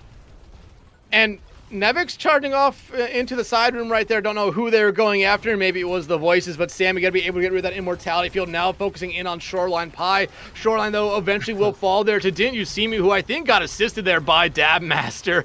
And, I mean, you lose Osiren here. If you're Scotland, you have to kind of fall back here and regroup, but Finest is not allowing them. Yeah, it looked like they were initially thinking about taking the high ground, but then they went back to just forcing the point, which is a good idea, but Sammy has very easy access to go back to that high ground and deal with, so I think the idea from Nevix here went again very low there. It needs to be about getting their team onto the high ground, force Sammy off, then stage from there, especially with the window. If you can place this window on the high ground, then you're in a very good position. However, the ultimates are there from the defense also. Oh, interesting. Yeah, looking for just to rotate onto payload. Speaking of rotating onto the payload, there comes that Ant Matrix from Paul Bomb, though, and Bob going to come out here from Spinning Wheels. Not going to find anyone just yet, but Finest just wanted to say hi to Nevix before they sent them back to spawn, packing with a bullet to the brain. And now everyone else for Scotland is just going to fall to the ground. Yeah, I can't lie. After what Nevix said to me at the start of this one in the game chat, that did feel quite cathartic to watch.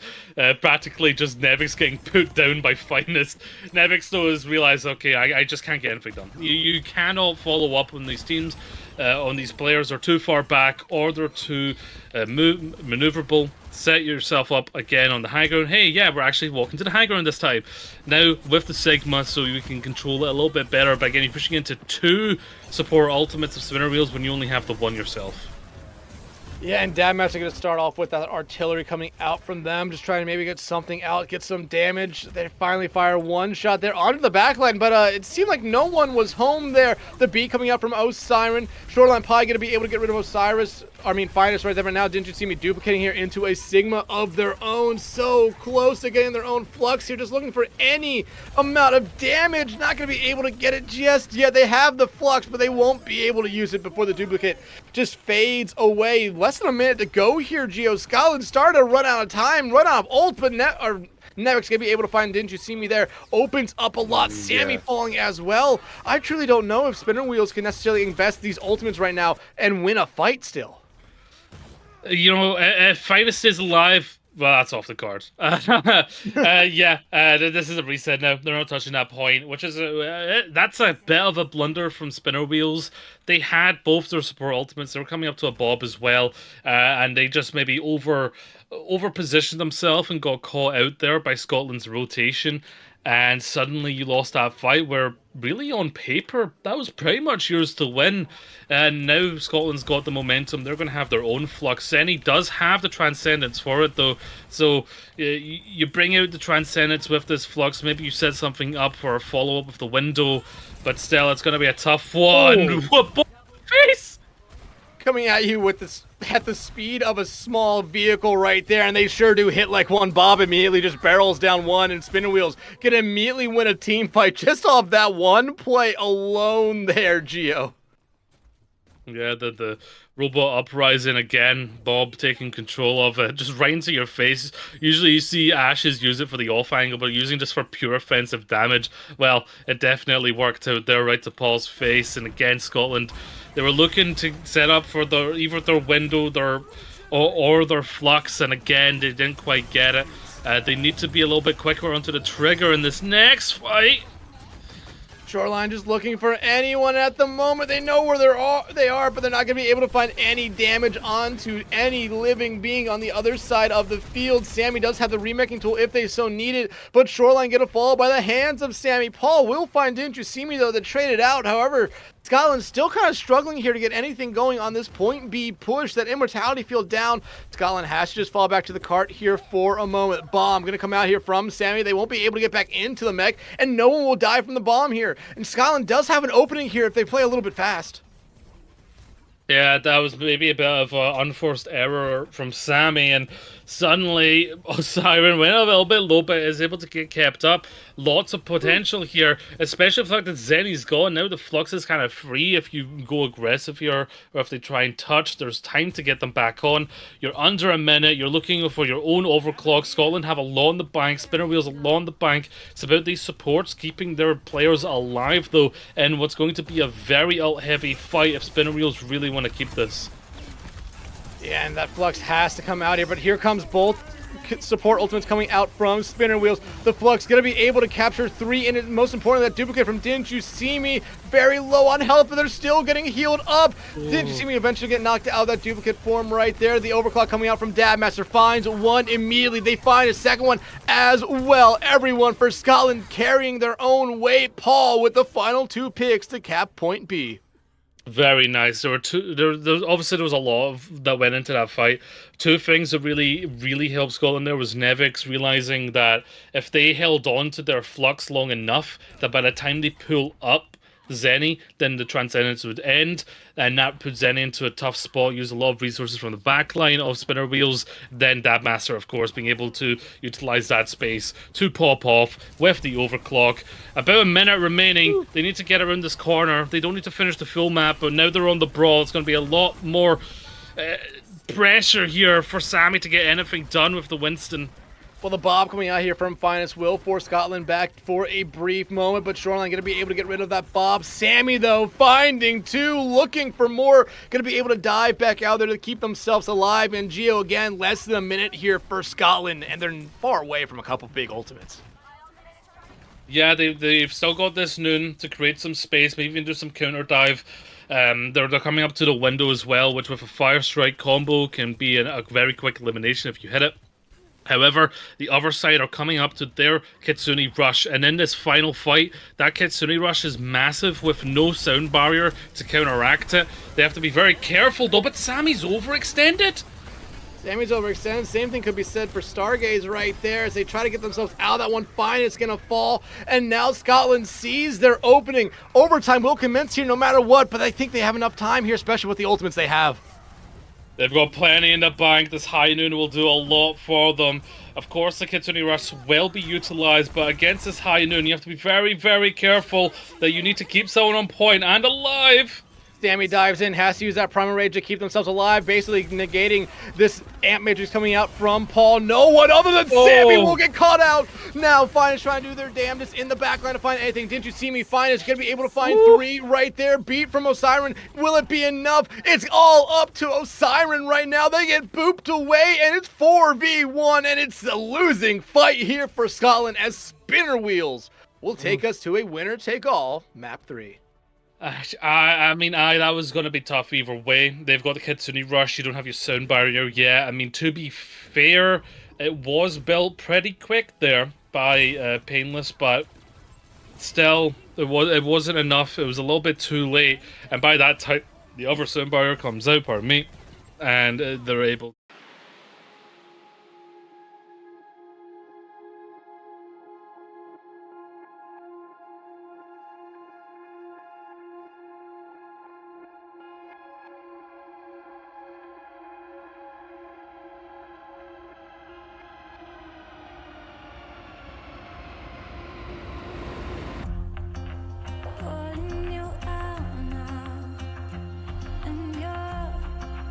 Feeding your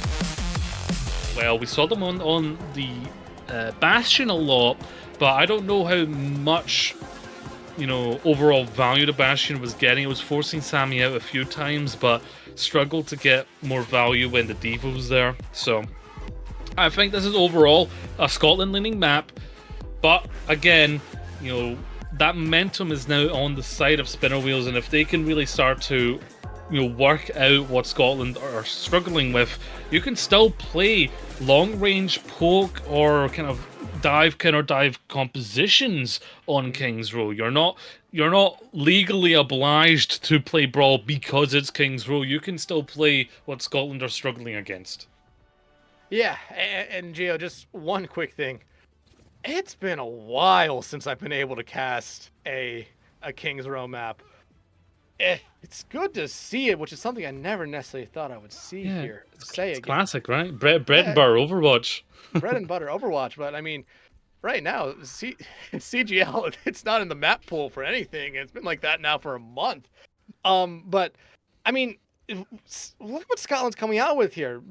You talk about Brawl, you kind of always think Rhine with this map, but Nevix necessarily maybe looking back at how the Rhine worked for them on Rialto, deciding to go with the Ramatra, which looked a lot better for them, but now Spinner Wheels coming in with a much more, you know, normal kind of comp for them, even though they're playing Dive on King's Row. Yeah, the wheel of life for Rhine players is feeling cute. I'm going to play Rhine today. Realize Rhine isn't good. Pick Ramatra. Repeat. So that's pretty much it. I mean, you see exactly what it's like. There's a lot more poke. You can create potential, and suddenly you've got Dabmaster and Tracer. I really love this choice. It creates those off-angle flank potential follow-ups and distracts them just enough for the spam of the front line to get in.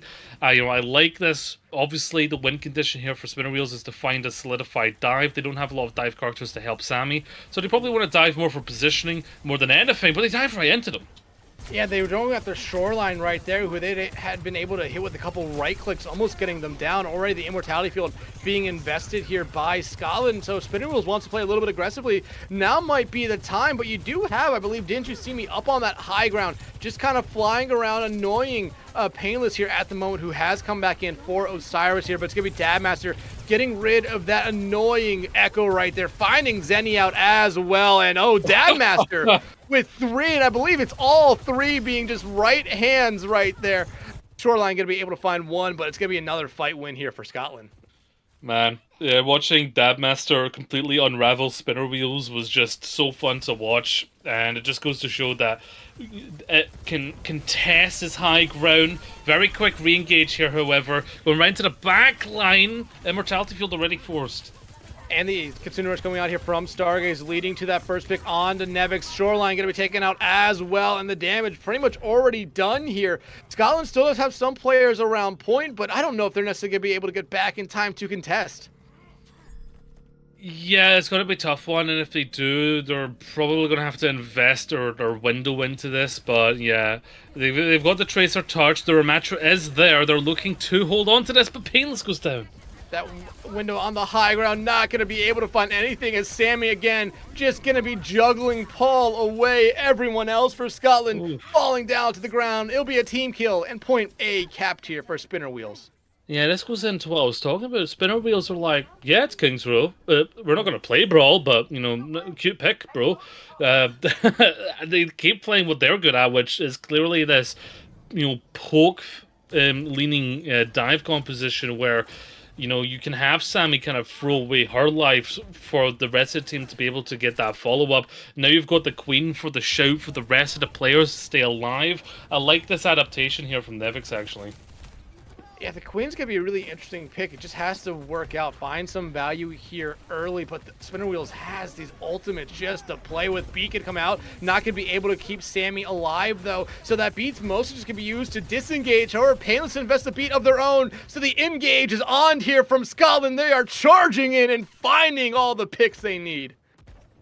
Yeah, that was just a check and reminder that just because you took the first point doesn't mean you're on smooth sailing yet. And, you know, this extra health from the shout is going to keep you alive. You know, combine that with the amp, suddenly it's a lot harder to just dive right in and get those eliminations. You know, if Sammy gets hit by a Gracie as well, they can get very easily pulled out of bubble and then into a lot of danger. So Sammy has to be a lot more careful. But in terms of ultimates here, Spinner Wheels has a lot, and they're pretty much going to win this next fight because there's no support ults. Pulse Bomb stuck onto the bubble. Stargaze loses it right there, but they get the Kitsune Rush out, so the fight is still in their favor. 3 picks going their way, make it 4, and Paul gonna be staggered out there for yet another team kill for the Wheels. Yeah, Kitsune Rush is just, you know, unless you're playing for it there to really speed out, which Scotland weren't. I don't know if they didn't track it or what, but they kind of just played hard at that show. Perhaps it's just going to give themselves time to come back into this next fight. They are going to have Rampage. They have to force Suzu first, though, because Suzu will nullify that, or they do it to get Suzu out for the overclock of Shoreline Pie to get something done. Absolutely, but here comes that overclock from Shoreline Pie, just trying to get anything. It's gonna be respond with from the Primal Rage from Sammy. Now finally responds with one of their own here. Didn't you see me already taken out of the fight, but Sammy just been able to expertly throw these hands around, finding Painless right there. However, Scotland has really done what they're looking to do here, just get control of that cardigan. Losing Dab Master, though, is not what you wanted to see. That's a lot of that backline pressure gone. The Swift stuff coming out there from Paul to keep themselves alive as both teams need to regroup here. This is not an easy composition to play into with a Winston, but again, Sammy just finds the value. Kitsune Rush, though, coming out here from Paul to dive back from Salmon to keep themselves alive. A huge rampage coming out there from Nevix. Will be able to find 2. Both those 2 fall down. And again, it's just Spinner Wheels just trying to back out of this fight. However, we get a pause here.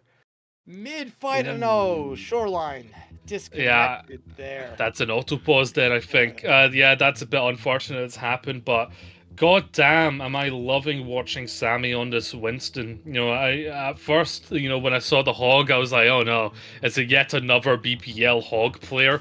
But no, Sammy's proving why they have a role star in Season 4, why they were an MVP in Season 4, why they were Role Star in Snowdown.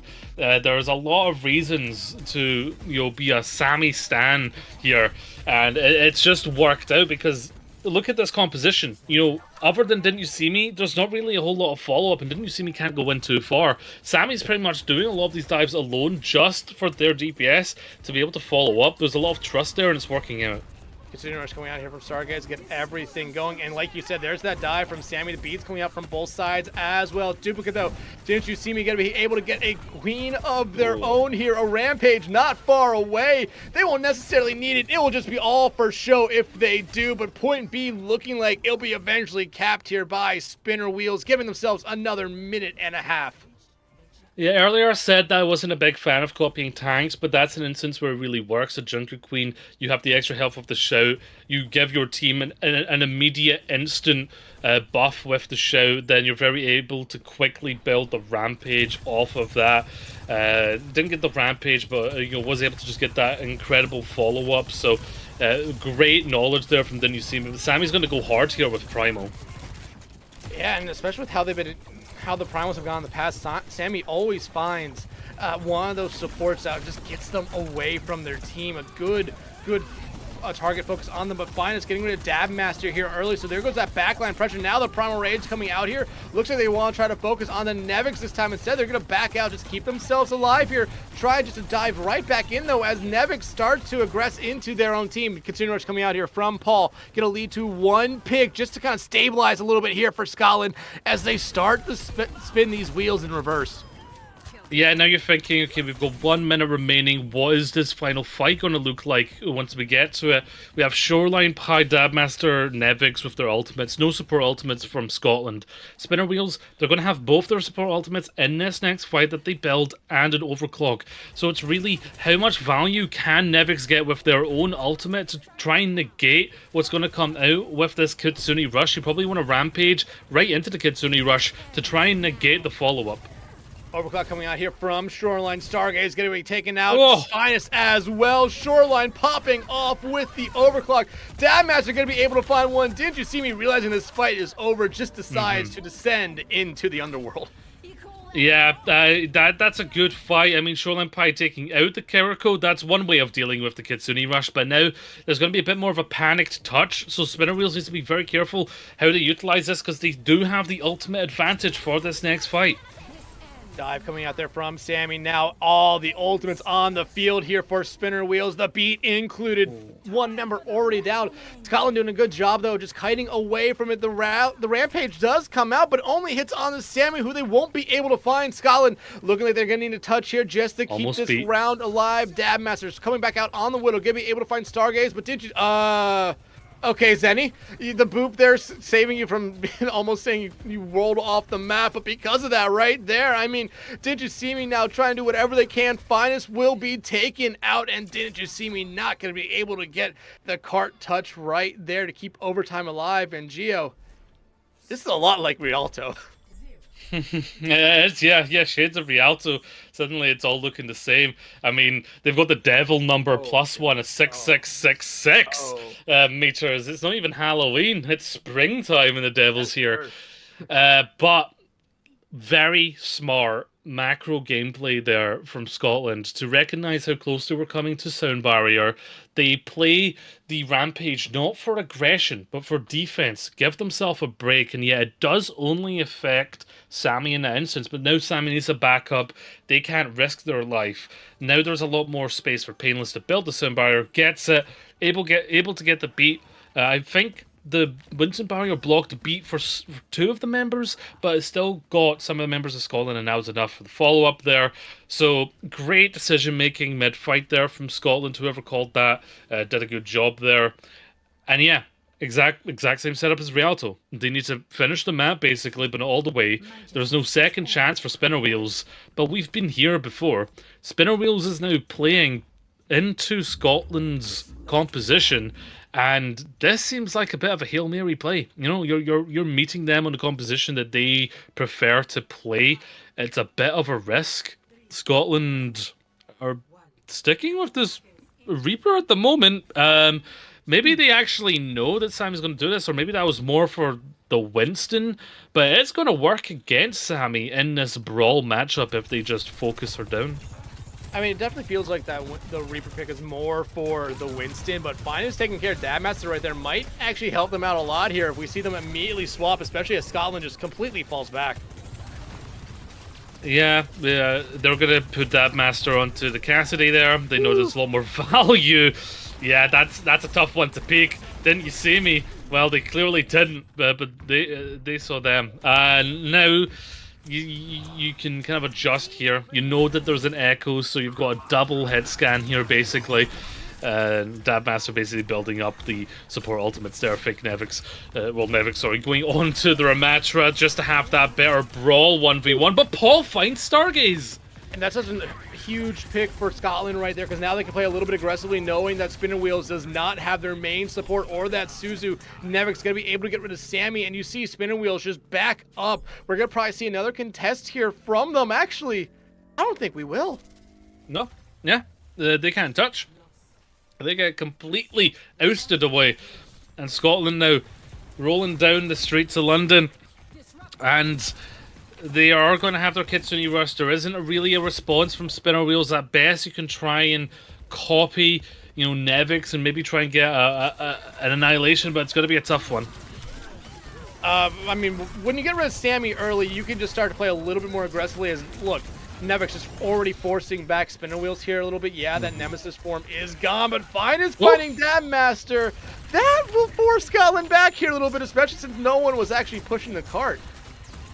You will notice again Sammy going on to the Winston, a pick that's worked brilliantly for the team already, and because of the Ramatra, they can now go past the Ramatra, pretty much play exactly as they were playing on the attack as they push in here. Finest opening up with one, make it two, looking for more. They get the headshot, 3 for Finest here. With the overclock, Sammy will take care of Nevix, but the damage is done. The fight is already won here for Spinner Wheels. Yeah, Finest, give your life for a clip. I respect it. Nevix Dabmaster, Shoreline are going to have their respective ultimates, potentially coming up to the Sun Barrier as well. Spinner Wheels still have both their support ultimates though, so a lot to really nullify the overclock, especially if the beat comes in for it. That Kitsune Rush, without the Sound Barrier from Painless, is going to be a very tough one for Scotland to push into.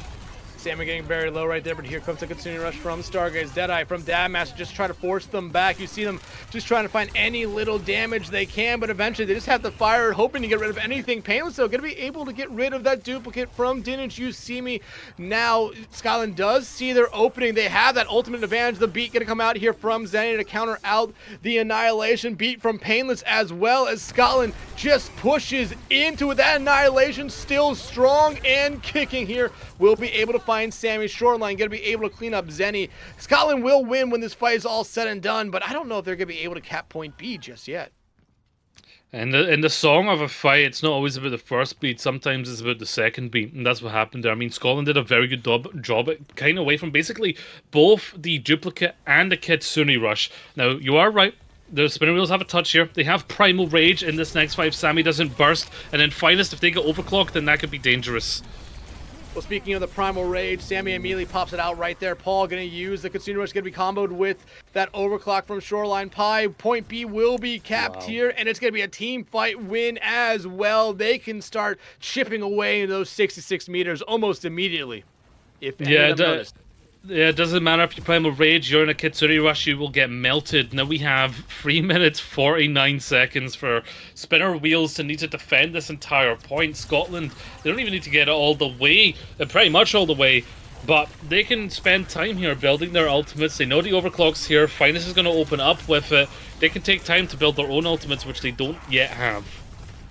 Already a third of the way there. Scotland is still over 3.5 minutes. Spinning Wheels, they are coming up onto 3 ultimates right now, and hell, they could start a little bit early here if they wanted to use that duplicate. Maybe Finest pops off with another overclock right there, but it's gonna be Didn't You See Me finding Shoreline Pie out. That's already a big source of damage out there from Scotland. Look at what that does. It just forces them back. They don't want to engage into a fight without all 5 members. Yeah, they've got the time. They can choose the place. Look at their ultimates now. They've really built them up. Spinner Wheels hasn't used anything though because they know the game plan of Scotland. So we're coming up to a big heavy ult investment fight coming up. Kitsune Rush opens up. Kitsune Rush opens it up, like you said. The beat and the Annihilation now coming out here from Scotland. That beat, though, gonna be something that stays alive forever. Dabmaster finds 2. The duplicate gone as well. The Annihilation still up and kicking. 4 members down for Spinner Wheels. The only one able to say they're able to leave with their life is Finest. But now, Spinner Wheels, do they have enough time to get back? If they do, they're going to go down immediately into the pit. Right in. Wait, Didn't You See Me, though, finds 2. The cavalry's coming back here for Spinner Wheels. What? Didn't You See Me finds 3. Finest pops the overclock to keep their team alive. It's still up for them. I leaned back, Dex. I was like, that's chip chop. Scotland's done it, but he didn't. Why is this a World Cup? Why can't we win? And now Nevix has went on to the Junker Queen because they used their entire bucket. I mean, I have to say, Paul using the Kitsune Rush there was maybe...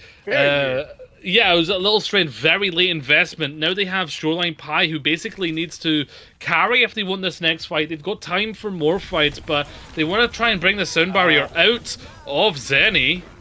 I mean, they get rid of Sammy early. Scotland does see an opening right now, but losing Shoreline, who had that only ultimate ready to go. The beat being invested here by Zenny. Finest will find Paul, and if you're Scotland, you need to back up now. Don't feed into the Spinner Wheels. Right, you get Sound Barrier out. You've got more than 1 fight remaining of this point. You know, they are trying to stagger you here. Almost go down. But you've still got your overclock. You're building to the high noon. However, you are pushing into Sammy, who is going to have the Primal Rage. You don't have a Kitsune Rush to bring them down, but you are going to be able to bring them down with the overclock. Sammy's going to have to be careful how they make the space here.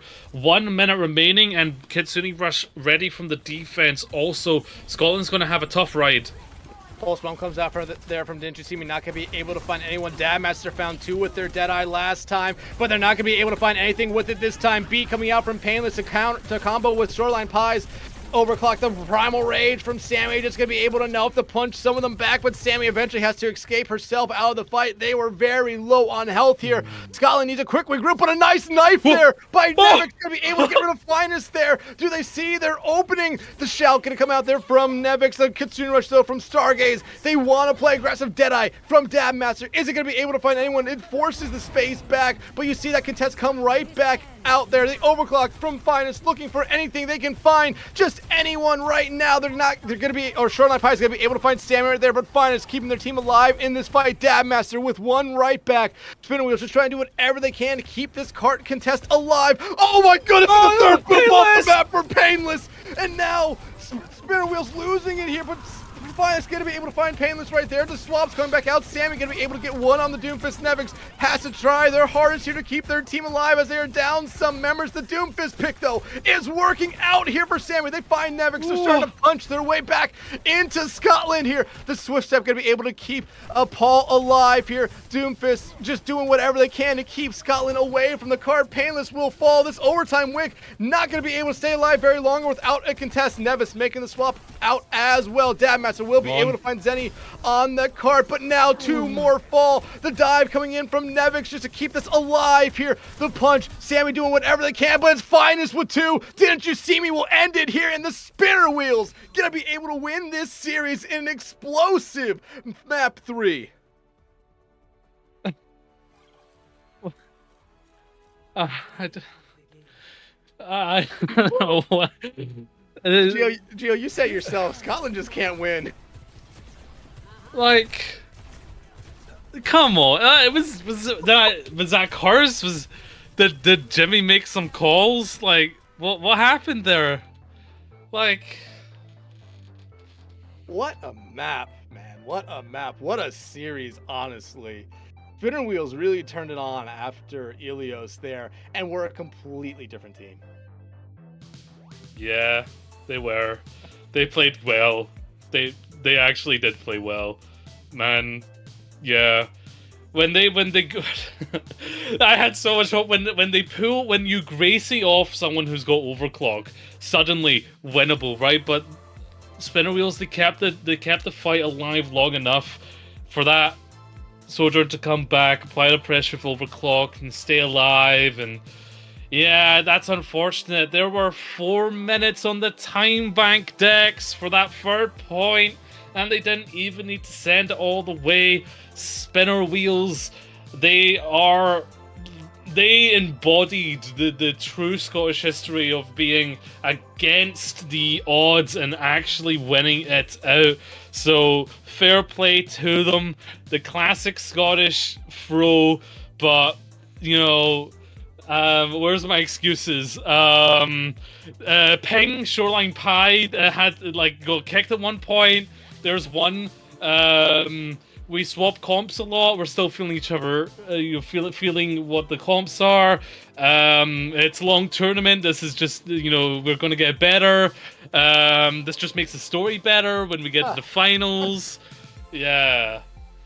I mean, Gio. Scotland, they look good. They could have won it there, but we can go back a little bit, a couple fights before that, when they finally had opened it up and, rounded the turn into that home stretch. They used the Kitsune Rush at a very, very weird point. It seemed like that they thought that was the fight winner right there. That was the map winner and the series winner. And because of that, they were so far behind that ultimate economy that Spinner Wheels was just able to keep everyone up through it. They were able to just rotate through ultimates, finding the value. And they looked great. And coming in to this series thinking that Spinner Wheels was just a for-fun team looking to practice a little bit before Season 6, they really did impress me, especially going up against a team that you described as looking to win it all. And Scotland's going to have to go back to the drawing boards here a little bit. They looked good, and this was a really close series, but, you expect them to kind of win here. I ain't no coach, right? Okay, but here's my advice to Scotland, right? Stop listening to what the pre-shows say, all right? Stop typing in chat to the casters. Lock it in, folks. Lock it in. None of you are Scottish, but I gave you the Scottish pass, all right? You're waving a flag. That means a lot, okay? You need to lock it in for the rest of the tournament. But for Spinner Wheels, you are right,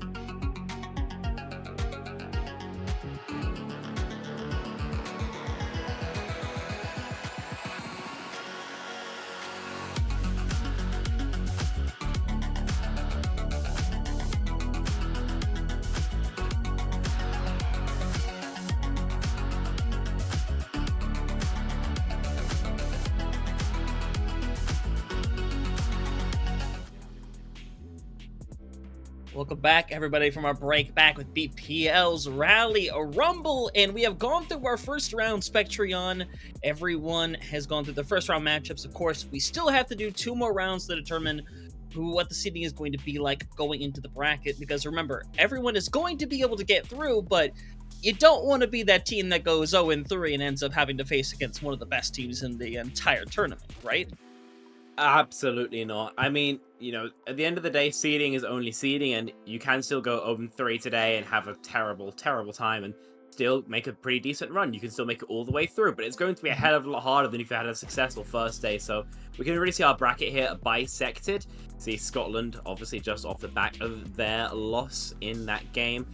And the teams that we're going to be having here today as well. Ferrymen, right now, of course, on the very bottom. Of course, map score is going to be recorded as well. But today, of course, again, just the Swiss, so it's not too stressful for these teams just yet. Quite yet, but of course, like I said, you don't want to go into the 0-2 situation. You want to get some momentum, some kind of win during this to kind of, again, give yourself some momentum going into the actual tournament portion, because we've seen plenty of times where teams that have those lower seedings end up making a big run. So I think something like that is possible. And on top of that, I think your 3 games sometimes isn't enough to determine how good or bad a team is. I think we've seen times where 3-0 teams go through and don't get as far as you would expect, and those 0-3 teams end up having a bit more fight than you'd expect. That's how just seeding with relatively low amounts of games are going to work out. Eventually, you know, someone's going to get an easy run of things. Eventually, someone's going to get a hard run of things. And, you know, 3-0, there's still, what? I can't do maths. 12 teams you haven't played against entirely? That's pretty comfortable. So you could have been almost anywhere. It's still going to be useful. It's still going to be presumptive, but we're still going to be going into that second day of play a little bit blind. Of course, both these teams, we kind of assume they're going to be on more of a similar level, considering they have both lost their previous matchup. I believe it was 0-2 for one, 1-2 for the other. Maybe that additional map makes a difference, but I gotta say, Hunter, in Overwatch, one single map is normally more, maybe not fluke than anything else, but it can feel a little bit more like luck, whereas in the end, a win, a loss, it's a lot more definite. I 100% agree with that point. When you kind of look over at like that 0-1 or 0-2 that Chrisvicek had, they did win the first map out the gate and then proceeded to lose the next 2, unfortunately. So there's a bit of merit to that statement, but that does kind of give still that statement of, okay, they've gone and won a map. Okay, again, it's not really enough to base whether a team is going to be better than another, but one thing we can base is that we can take a look at these rosters, and a couple of names instantly stand up to me. You can kind of see Ymir and Jinxed over on Ferrymen. Jinxed ran a couple of their own teams in previous seasons, so someone that I've seen around quite a bit. So Ferrymen, a pretty decent team overall, but credit goes over to Charisma as well. I'd say my biggest situation is being able to see the tank battle between Ymir and Cap. I've seen a decent amount of both of them. I think they're both rather good, and from everything I've seen, I think rather even here in terms of tank matchups. So it should be a rather close affair between the two, but there are a lot of names here I'm curious about that I haven't really gotten to see a whole lot of. So, I mean, it should be a lot of new things we're seeing here today between all the stacked talent. I mean, a lot of EU names have managed to make it into the Rally Rumble, but it doesn't seem that there's too many here. So a lot of players that, as you mentioned, Hunter, I'm not crazy aware of. I see Don Cheadle or plenty around on Twitter, but there's a difference between your Twitter game and your actual game. I think Horrocks proves that pretty well.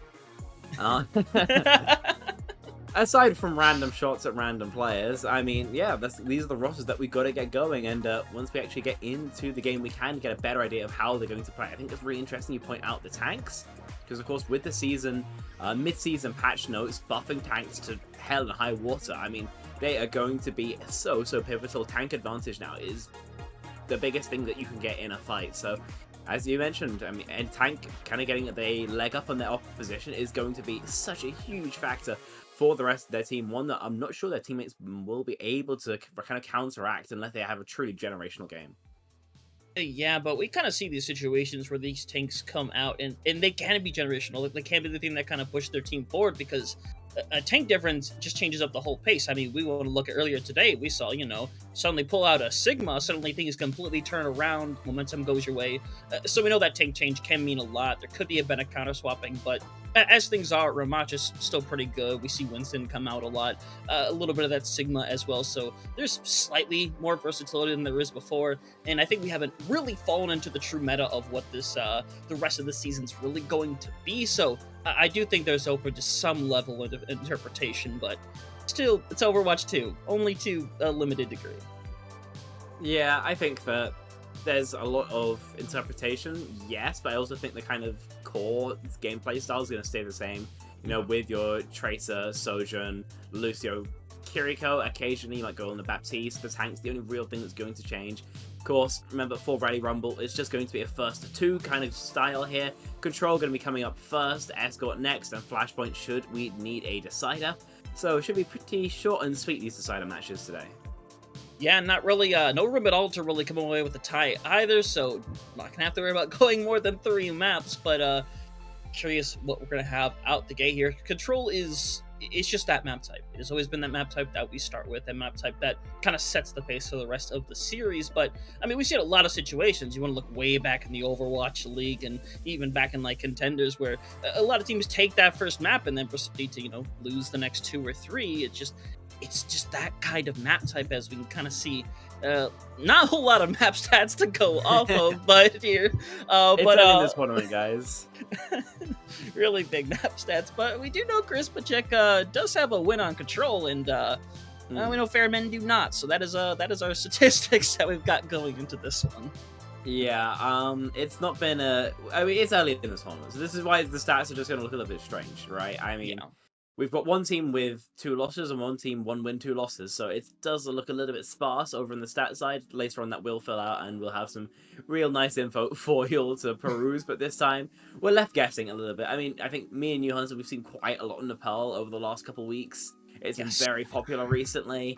I'm hoping for a bit of a change up, to be entirely honest. I've just seen so much Nepal. But we'll see what these teams end up deciding to do. Yeah, I'm gonna keep my eye on it here because I'm gonna be a little upset if this goes to Nepal. I'm gonna keep my eyes clear on it, but I mean, I don't know. I think there's a lot of different maps you could definitely choose going into this one, and I would like to see something different. Like, weirdly enough, not seeing a whole lot of like Lijiang Tower. It's not been in a ton of the map pools or kind of around other leagues as well. So it's been a while since I've really seen that in true action. So I don't know. It's Control. It's a Lijiang. Oh! Let's go. You got it. We'll take it.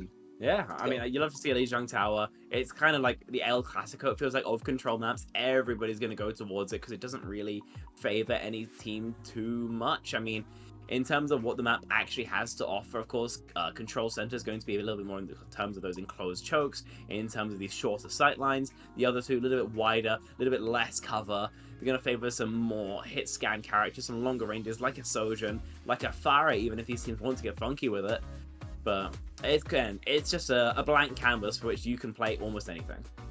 Yeah, that's kind of what I like about Lijiang Tower, and plus going from like sub-map to sub-map, there seems to be certain comps that kind of take more of an advantage. You want to go inside of a control center, you end up having something that's a little more brawl-centric, but when you end up getting over to the gardens, you can run something that's a little more focused on the dive, maybe a little bit on the poke as well. But if you wanted to force any kind of comp, you really can. So, like you said, a lot of interpretation going to come our way, but again, we still had a situation where Ramatra is still a big favorite. We've seen it come out a lot today, but if you want to look at our previous matchups, we saw the Junker come out. We saw a lot of Winston as well, so I'm really curious to see if these teams have anything they really want to pull out here, because I just really want to see something other than Ramatra. I'll be straight with you, Spectron. Yeah, I mean, that's pretty fair enough. I mean, we've seen a lot of Ramatra over the last couple months, and yeah, I'm getting kind of agreeing with you with it, that I get a little bit sick of it eventually. I mean, there's a lot of tanks out there. We don't really get to see all of them. It's been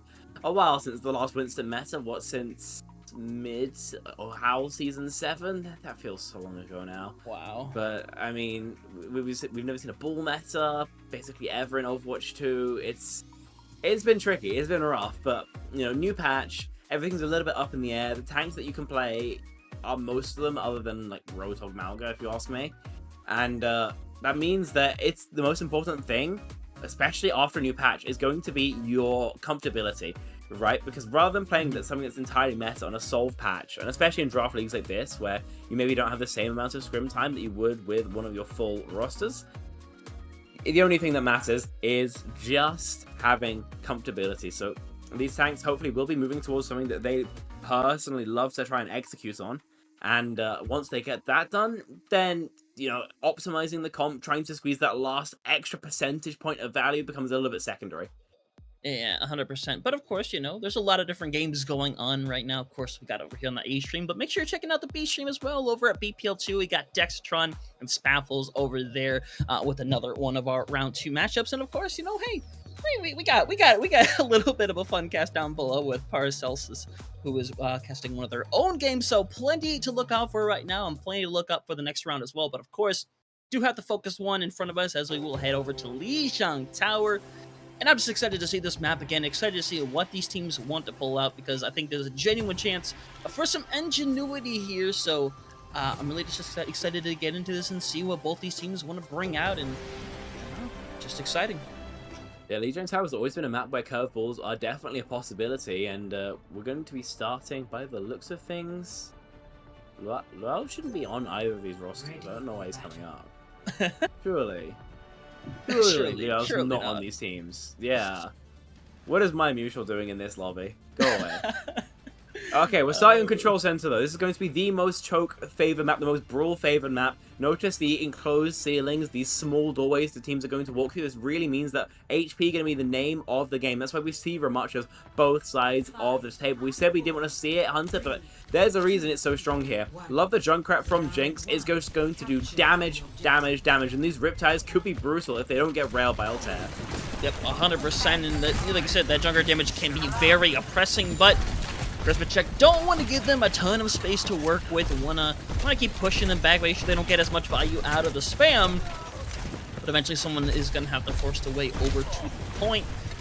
Gonna lock here in a few seconds right now as Ferrymen gonna push up, try to take a little bit more space, sending a lot of spam in. Jinx, though, not helping find anyone quite yet, but at the very least, you force out the Immortality Field, you put Gap into a weird situation, and now Ferrymen are the ones that are pushing them back, forcing them to come up to the side of the point. Is right now Charisma Check is hoping to regroup a little bit. They're trying, and the point has gone over the way of Ferrymen, and they can continue to press forward. The block held out by Gap, taken down. That means the rest of the Charisma Check core surely will just have to back out. First fight going the way of Ferryman, and look at why. Jinx is 90% of the way to a Riptide in a singular fight. I was gonna say, last time I scrim rap, we were building a Riptire fight, and Jinx has only gone and done it. This hero into just this amount of HP is going to be brutal with the sheer consistency that you can bust out an ultimate as strong as a Riptire. And like I mentioned, if Altair doesn't hit a railgun, it's going to at the very least force a lamp, and probably just win out the team fight for you as well. So already great start here for the Ferryman. Yeah, you're gonna get a lot of value out of the Riptire no matter what, but I'm curious about it because, again, we've seen some Riptires that have been some duds. We've seen some that come out of nowhere with the 3K, the 4K. So there's always a little bit of an excitement with this ultimate, so that's why I kind of love to see the Junkrat come out from time to time, because it is a bit rare. It's very situational at this point in Overwatch, and Overwatch 2 in general, to be honest with you. But, we are going to figure out what the issue is, because, we call it minor network issues, which, fair enough, we're all playing online, everything's being done online, nothing's perfect, but shouldn't be too long to get back into things here, as one thing we'll talk about is we did see the dual Ramattra come back out between Gap and Ymir. Again, the expected pick, but it is still a very good pick overall. I saw the original bait of Gap sitting on the Reinhardt for a little while. I got a little excited, but I don't know. Not all dreams can come true, Spectrum. Yeah, Ryan is still dead. Guys, don't pick Ryan in my games. He's still terrible. Just play Ramattra. He's so much better at everything. But, I mean, Ryan's still having a better patch than previously. The armor changes have benefited them both, I'd say, pretty well on the whole. And while the DPS passive, 15 to 20% healing reduction when a DPS deals damage to them, it's kind of bad for them. It's not the end of the world. You can still do pretty well with it, and other tanks, most notably Orisa, are going to suffer a hell of a lot more. Gotta say though, Ram probably was one of the big winners of this patch, the armor change, changing the armor back to how it works in Overwatch 1, with reductions to small pellet damage. It's just so useful for someone like him who's got A, a lot of it, and B, the ability to refresh it at will with popping the Nemesis form, with holding that block. So, I mean, while I'm still incredibly Winston pilled, I just think Winston is fantastic in current patch. I think there's a reason why we've been seeing a lot of Ramatra, and it's because it's so consistent, it's so good with what's always and currently in meta around it. So, you know, synergistic as well. And as well, just comes with a bloody great ultimate. So, we'll get back in the lobby. Altair has to have his ultimate reset and just decides to go for Cassidy. Ferrymen are in charge in the choke. Yep. And that Riptire now officially ready to go here. Didn't see this initially, but it's behind the thing. Gonna look for something. Let's go. That's what we were hoping for. Gets a 2K. Painkiller end up getting a bit of the cleanup as well. So quick, clean fight. But they do double down on the ultimates. But, you know, Ferry end up using the Amp Matrix as well. So a pretty decent trade-off for them. Yeah, silver lining here, I guess, for Charisma Check is that being also invested, the Coalescence didn't find too much from it. So they can come into this next fight in a pretty good ult economy, all things considered. Annihilation going to be the name of the game here for Charisma Check. If they can find value from it, Ferrymen going to have a perfect disengage. But yep, disengaging pretty well though, getting forced out a little bit. And Annihilation going to be used, and the B going to have to be used in retaliation, but Elon has theirs in return to be able to use. And now it could come down to Painkiller here, 90% to the Death Blossom could be the page turner that they need, because right now Gap actually get a ton of space for their team, but already at a 70% marker right now is Ymir going to have their own Annihilation on board, and it's going to come down to Status, who has his freeze ready to go, but it's a Death Blossom in the back, found one, but gets picked up afterwards. The damage already being done though, and Jinx is going to have a nice lucky second Riptire for this potential final fight. Yeah, I was going to say, it just comes out of nowhere. No way. This exit, no, he TP's back on it, TP's back. And Ewan dies. Ewan's had a rough series so far. This has not been his control point, I'll put it that way. So Ferrymen, 95%, should be able to stop a touch. Status is there on the Tracer. Status is dead on the Tracer. And as the overtime wick doesn't even get started, Ferrymen, 100-0 here on Control Center, finds so much value with this Junk Reaper DPS line. Charisma Check, I mean, the raw amount of damage just throws them for 6. I mean, yeah, that pure 100-0, and it is just a lot of that pure damage coming through for Ferrymen. I mean, it's kind of hard to run through the spam within a Ramatra and a Junkrat. So I'm curious to see if anything changes up here, really. And I imagine both teams, at least Ferrymen, kind of opting for the Symmetra. Now, typically we'll see the Symmetra come out and, you know, just eventually go over to a Tracer. But I imagine they're just going to try to TP directly to the point. And Charisma Check is looking like they're going to meet them there. Personally, I'd love to see a little bit more W gaming out of Charisma Check. If they keep taking these slow fights, then the Junkrat is just going to build another tire in record time. So you need to run on top of Jinx's head and ruin his day, to put it lightly. Already on the objective, using those mines to fly out first. Charisma Check on the outside looking in. Yep, 100% now with all that spam. Gonna be really tough to get through. Gotta choose a different method now to get through the situation. Jinx dropping down. That'd be a pretty good method if I do say so myself, as right now just having a hard time surviving anywhere, really. Just basically jumping into death.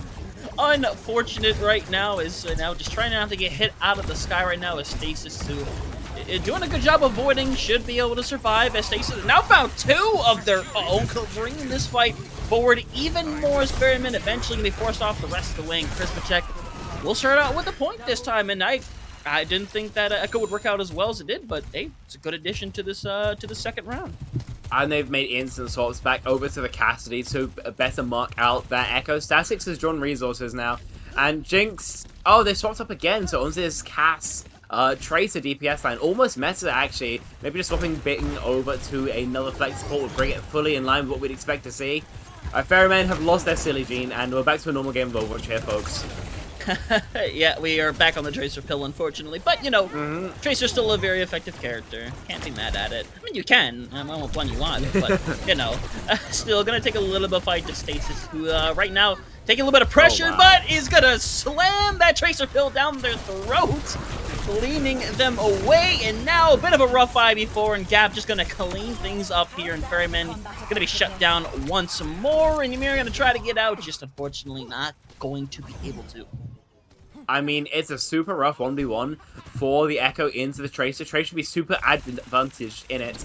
But Statix just hits a crazy triple headshot. Henke gets flattened and Ferrymen sent back to spawn once again. 60% accruing. Charisma check still very strong on ultimates. Ferrymen going to need to find some value with this Annihilation and these double support ults, else it might be it for them here at Garden. Yeah, agree with you on that one right now. But, you know, do have a little bit of time to touch this point. It's going to be a final fight no matter what. So you might as well take a little bit of time to do so. But here we go with the support ultimate. And Jinx just gets deleted off there as the beat has to be used. Ferry does end up going down, turning things back around. No, but with Stasis still back on the scene, keeping things alive. And Ymir just getting hit from all angles. Bringing back out their Nemesis form, trying to stay alive as much as they can. The pressure just perhaps a little too much to deal with right now. As right now, Aesthetics are just staying alive, just draining, just constantly on Ymir, just not giving them a single chance to breathe, and they're barely surviving on the outside, doing their best.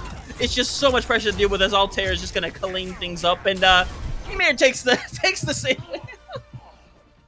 100-0 back the other way. Charisma check have figured out how to roll high, I guess, on their initiative. That time, it's an entirely different story. No more chokes for Jinx to abuse on the Junkrat, and Charisma check absolutely smack them down.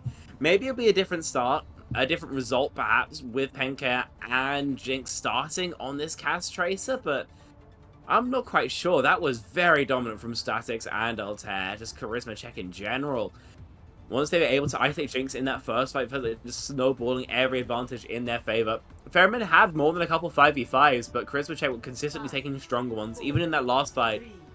With the whole push stopped by just a window and a railgun. That's a one-shot to the body, and there's one player flattened for Altair, finding value on the Sojourn, of course, and sticking with it once again. This Echo Sojourn DPS line is just so much damage. I mean, 100% he is now, so winner take all here on this map right now, and right now, Charisma check battling for a lot of the space as Painkare, trying to go around, trying to find someone that they can go after, and they somehow Stasis out there somewhere, want to kind of find them, take care of them, but for the time being, just gonna be playing around the background, looking for their target, and they sure as heck has found one, and they trade things back out with Bing going down in return. Trying to force Grunt out of there, but Painkare has already delivered too much damage. Has got doing the best to survive. Unfortunately, damage has definitely been done as Ferrymen will be able to clean this one out and take the point to start things out. Oh, so, take one with you. That is such a filthy final kill, and that's going to force Grunt Futtock to go back to spawn to taxi their Cassidy. I gotta say, I mean, finding a double kill in a situation like that is absolutely insane for Painkare. Should have been marked realistically by the enemy hit scan at the very least, but instead just gets a free walk, a free double kill, and Ferryman getting a free point cap. Look how fast this duplicate is going to be online here, Hunter. Very likely going on to Gap here. I mean, yeah, 100% here, I'd imagine, but Painkare still has this copy ready to go as well. But already in a 5v4 situation, a good chance they might not really need it, as right now you just kind of see the rest of the Charisma check being backed out of here. Just really need to focus on surviving as Gap could make the choice to go with the Annihilation, and they're going to do so. We have a copy as well on the other side with the beat being thrown in. A lot of Ferrymen invested to try to win this fight. With Gap going down, looks like they have a very high chance of being able to do so, as they will clear out the rest as Ymir hits the 3K, and Painkare helps finish things up. Again, Jinx just keeps dying at the end of each fight. Fortunate. Doesn't matter if you keep winning out the fight. At the end of the day, these deaths are just cosmetic. They don't convert to a loss. So Charisma check again on the outside looking in, again having spent an ultimate. In a bit of a rough scenario, all things considered, but if Ferrymen go aggressive here, Charisma check at least have the tools to repulse them. I mean, yeah, 100%. Now Coalescence being online there for Bing, trying to buy a little bit of space. It's already back in a 5v4 situation, as now it's down to E1 using that beat. And Altair hoping to find something, does manage to put this back in the 4v4 situation. Stasis literally sitting on 10 health, gets taken out by Jinx, who's just hanging around on the point and keeping things going. Is Painkare doing a great job of staying alive, unfortunately eventually going to be taken down. As Charisma check do get the point flip and will be able to stabilize for just a little while. 72% is not bad progress at all, but it's going to be very, very quick before Charisma check are able to equalize that. So Ferrymen on a timer now to try and get the flip back. Only the Deadeye as well in terms of the check marks. They're behind, and a stick from Statics could make them more so. Lurking right now, trying to search for an opportunity, but doesn't really see too much. Getting a little bit of pressure right now. Still have that pulse bomb though. Will be able to take the time to go back through, and they're delivering a little pressure to the back, but they are seen by Painkare, and now the pulse comes through, and he needs to get rid of two. Unfortunate No cleanse and no immortality field to save them there. Unfortunate situation, and now back to a 50% scenario in this next fight. I mean, this could be the one that decides his first map, Spectreon. I mean, no cleanse, no lamp. That comes from not having a Moira. That's comes from having a Moira. Sorry, rather than a Kiriko or a Baptiste. As well, just Jinx doesn't hold the Deadeye, doesn't want to get the damage reduction. Instead, just tanks it and Grand Furtok. He was a little bit too footloose there, just jumping into the Pulsum as well, giving a free 2-for-1 for Statics. Again, they can go for the re-wrap, this time with the Soj rather than the cast, but Ferrymen already been repulsed once in the choke. Yeah, 100% here, as for the time being, Cap really has that ultimate advantage right now and should be able to use it a bit aggressively here, but right now, 85% point needs to flip over on this fight as Ferrymen go ahead and use their feet here. The Annihilation going to come out on the other side from Gap. Pink here, going to get the first pick. Whole way to clean things up here, hoping to take back this point as Gap is trying their dangest to try to hold onto this corridor. Unfortunately, a lot of damage there, taking back over, but Pink here in the background manages to get rid of another as Altair is taken out of the fight. Not able to end up using their own overclock as things are just going wild all over the place. Charisma check trying their best to keep themselves in this one, and with Ymir just hoping to find something on this Annihilation. Gets down to one, is getting the healing of Bing, trying their best to stay alive, eventually will be drained. In a big force like that gone, the rest of Ferrymen slowly starting to fall over as Jinx just trying to get to the point, will die on it. And Bing will end up looking like the last person to touch, and so, within a mind, Cursor Check will take map 1 after what ended up being a pretty back and forth affair, Spectreon. Yeah, it was a little bit closer than the first sub-map gave us any sort of expectation for. I mean, I saw that and I thought we'd be seeing a quick Ferryman sweep, but as it stands, it's Charisma Check who draw blood first in the series. Said it was a lovely hedge from Statics. We can see it again just to make sure. Focusing beam as well. Yeah, lovely work from Statics. This Echo has been a consistent thorn in the side of the Ferryman, one they weren't really able to shut down. Even with the DPS that in theory counter it out the most, this kind of tracer Cassidy that they brought out.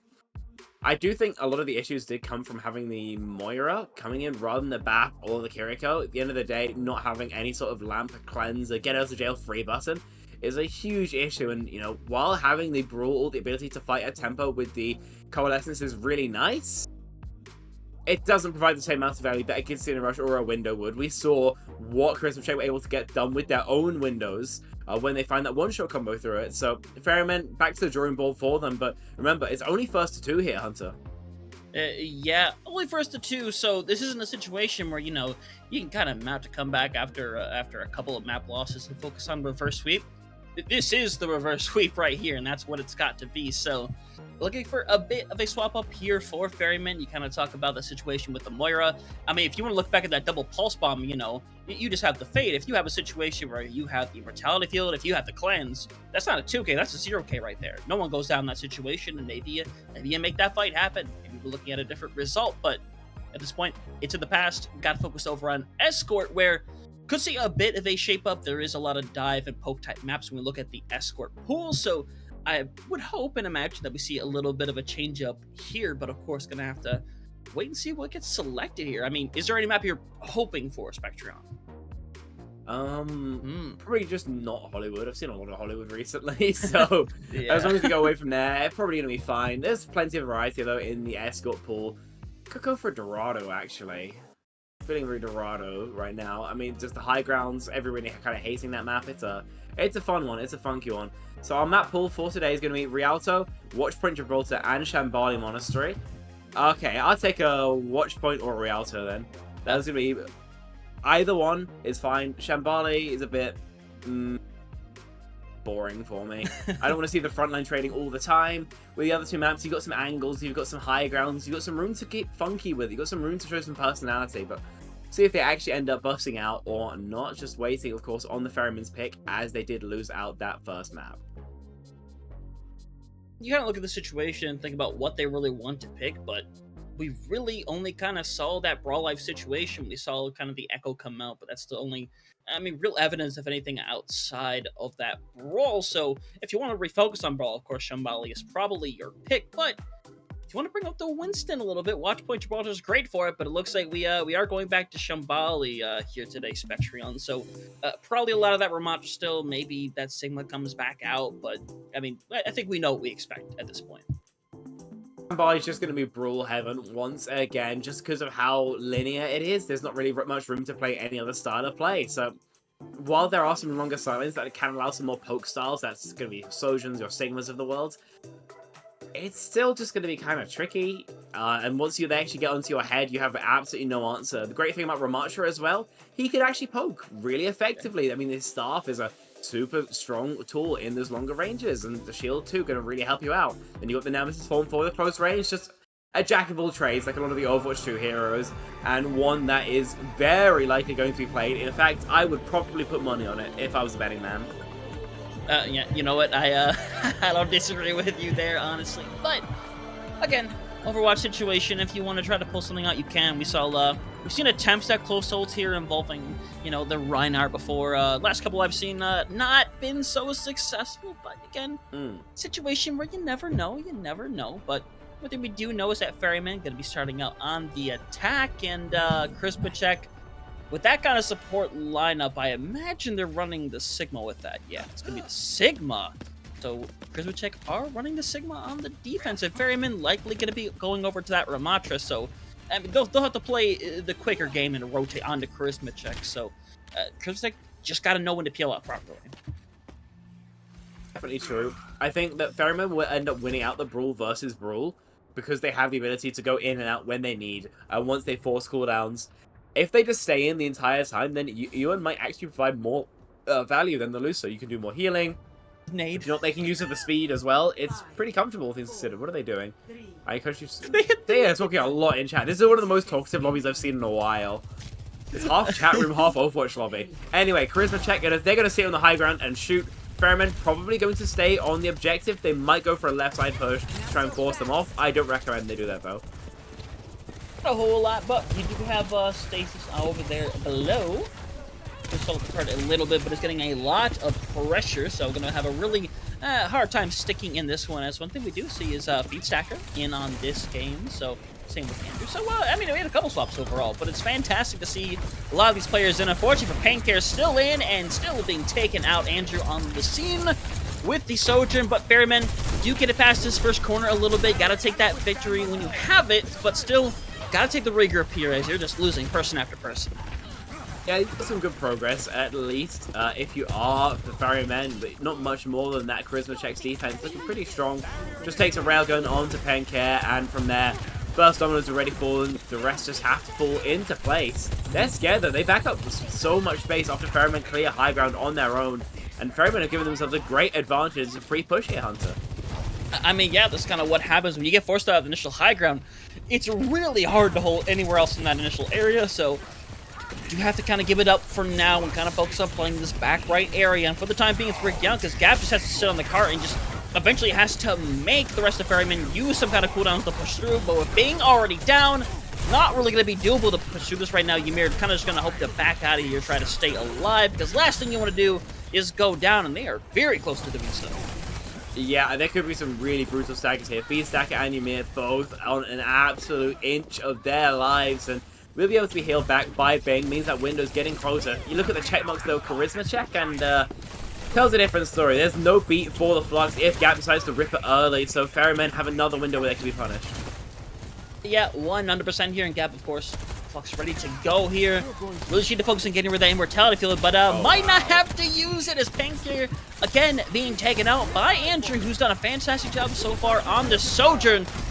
A lot of pressure being brought as well as Gap is going to invest in this because why not? Just delete them, clear them away so you can get a nice fresh reset, and they should be able to eventually chase down Ymir, maybe?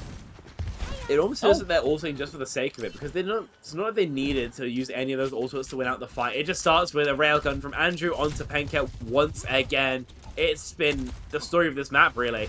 Soj charges the rail, one-shots the Tracer, Ferrymen go back to spawn. Rinse, repeat, and that's how we're down to just over a minute left. Charisma check have expended a couple big tools here, so Ferrymen, at least for now, have an ult advantage. If Andrew hits another railgun, though, it won't really matter. Yeah, Immortality gonna get forced out though here. Ferryman gonna have all 5 on the board. Going to use that beat to start things out. Just gonna take the aggression, try to run down Gap, but Gap's smart to back out of there, make sure they stay alive as they're still gonna have a couple ults of their own here. Again, Gap in a really awkward situation, trying to survive and doing a really good job of doing so. Don Cheadle, though, not exactly going to be in the same department here as Charisma eventually going to be bursted away. I think eventually we should see that first point go through, but with enough stall here from Stasis, there's a chance they could retouch, but it's not a high one. I don't think it's high at all, because your Tracer's the last person to die as well. She's going to spawn latest and furthest away from the objective, and no one else is going over to any sort of stall swaps to try and get there faster. Charisma going to give it up, and a Zenyatta Ramatra pick. This is funk is all hell. They want to hard play the poke. Gap's going to just play incredibly passively, just using that Nemesis bomb to live. And these Ferrymen have to hold the W key, otherwise they're going to get outlasted by Charisma. I mean, you're 100% right about that one. And now, holding him here in this little corner coming up here, I mean, that's going to be incredible if they hold that one off, because we've seen it been done, and it can be very oppressive once you lose this first fight. So, very important for Ferrymen to go, and Feaststacker barely staying alive, getting a nice little bit of heals around the corner, but Ymir gotta be careful not to go down here, getting a little bit of pressure. Pulse Bomb gonna get one and helps get rid of Ymir as well, so another clean up here as, I mean, Static has just been, like, on point with these Pulse Bombs today. Yeah, Statics in general has just been on point. The DPS line of Charisma Check, again, allowing them to stabilize, and Ferrymen sent back to spawn once again. Notice how Charisma Check really aren't pushing any forward, and notice as well the threat of the Zenyatta Fireball. I mean, Panka has to play absolutely terrified, because if you step around the corner at the wrong time, Ewan's just going to have a free frag. Ferrymen go for the wrap around that left side. They want to be able to pressure on equal terms to Charisma Check, and that they will find. Yeah, we're going to see online already. The Overclock going to get rid of Don Cheadle, helping get rid of a second as well. Andrew, though, on the scene, trying to do their own damage, eventually be forced out. Again, Statics on the scene, helping with that 3v3, but Ferrymen looking like they're eventually going to be able to get this point moving a little bit, but comes at a not much of an expense, all things considered. If anything, Charisma Check used more to try to win it. Yeah, an overclock and a long rotation. Ferrymen have played with time, that's true, but now with the payload pushing towards the end of the second point, they can get an extension. It is on the horizon. How, though, will they deal with Charisma Check now? This Annihilation, I mean, it probably can't kill anyone here, but neither can Ferrymen really disrupt it. They could just pulse it, full focus it, but a lot of resources to invest onto Gap, so we'll see how they elect to invest this one ult into Ferrymen's 4. Yep, and already coming down to that 45-second marker. Don't want to take too long on this fight, or else it could spin into a final fight territory. And, you know, who knows on that one as well, as the pulse going to come online, going to get nothing but air. Unfortunately, now Charisma Check with an option here to simply peel out, give this a little bit of time, and eventually go aggressive with the Annihilation. But gonna come down to Grunt to be able to use this correctly. He's gonna see if they can force out the beat ahead of time. Not really gonna be able to expect you on this right now. There's kind of just sitting on a just sitting at a door right now. Is the beat finally going to come out? And that's when the Annihilation is ready to go. And 41 has to force themselves into that into the Transcendence to be able to stay alive. And Ferrymen not in a very good situation as they're getting drained away one by one. Likely not going to get a retouch either. Yeah, not at all. Statics punctuates the end pretty nicely there with a Pulse Bomb, and Charisma Check going to stop just before the end of that second point. Lovely Transcendence there from you and just keeping everyone healthy. If he doesn't charge that up, then realistically the ult bank of Ferrymen probably would have won them the day. But it's great patience as well from Gap, holding the corner for as long as possible, popping the Nemesis form as late as possible, and after that only using the Annihilation once Ferrymen tries to use that beat engage. So just taking the momentum away from them, kind of forcing it back into the favor of Charisma Check, and from there they can stabilize. So they know where the buck stops. 93 meters through the second point is how far they need to reach it if they want to close out this series 2-0. And if I'm Ferrymen, all I need to do is stop it before it reaches that point. Easy to say, hard to do, and considering how strange Charisma Check have been playing some of their defense, I'd be almost worried about what they could play on their offense, so they have to go for something neutral. Double hit scan here, not neutral. Actually super weird, super funky with Panker and Feedsecker on this Sojourn Cassidy setup. It's going to mean that their poke is going to be absolutely insane, but if they try and brawl, they are going to be losing out to Charisma Check probably about 8 times out of 10. Yeah, but I mean, one thing I will give them here is they are looking to do a close hold as well. They're even going riskier about this. They're doing a close hold with double hit scan. Now, I'm curious how this is going to work because I think that Charisma Check are in a situation where they can just poke and they already know. They already know. They know. Yep, they know. And they've with the Sigma as well, it's so much harder to just flatten to ruin his day. Gap can control so much space at a long range, and there's only the Nemesis Pokemon can do any damage at all to the tank.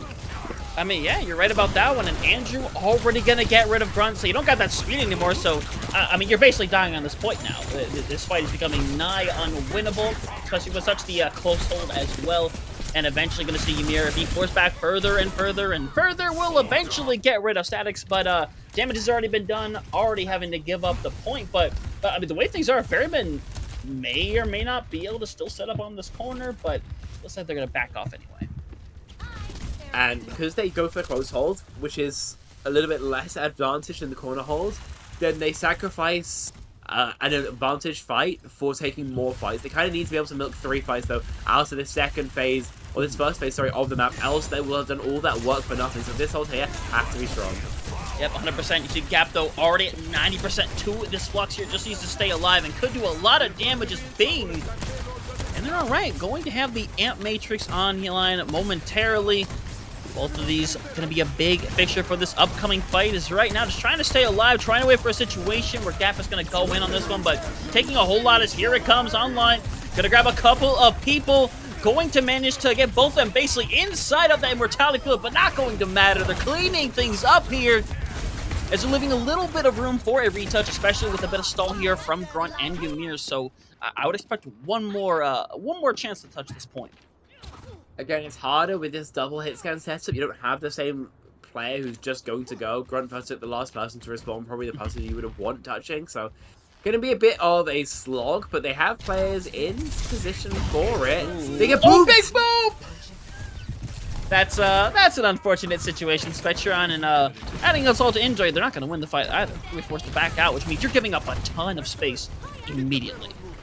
And all Charisma had to do was use a boop and a window, and now into the home stretch, realistically. Plenty of time, plenty of check marks. Ferrymen going to have to win a fight as a bit of a momentum swing first and then just start snowballing off of ult economy. I think their ults aren't bad whatsoever. They're getting close to almost everything, but if I'm Charisma Check, I'm just so confident that I could feel like I could get away with anything.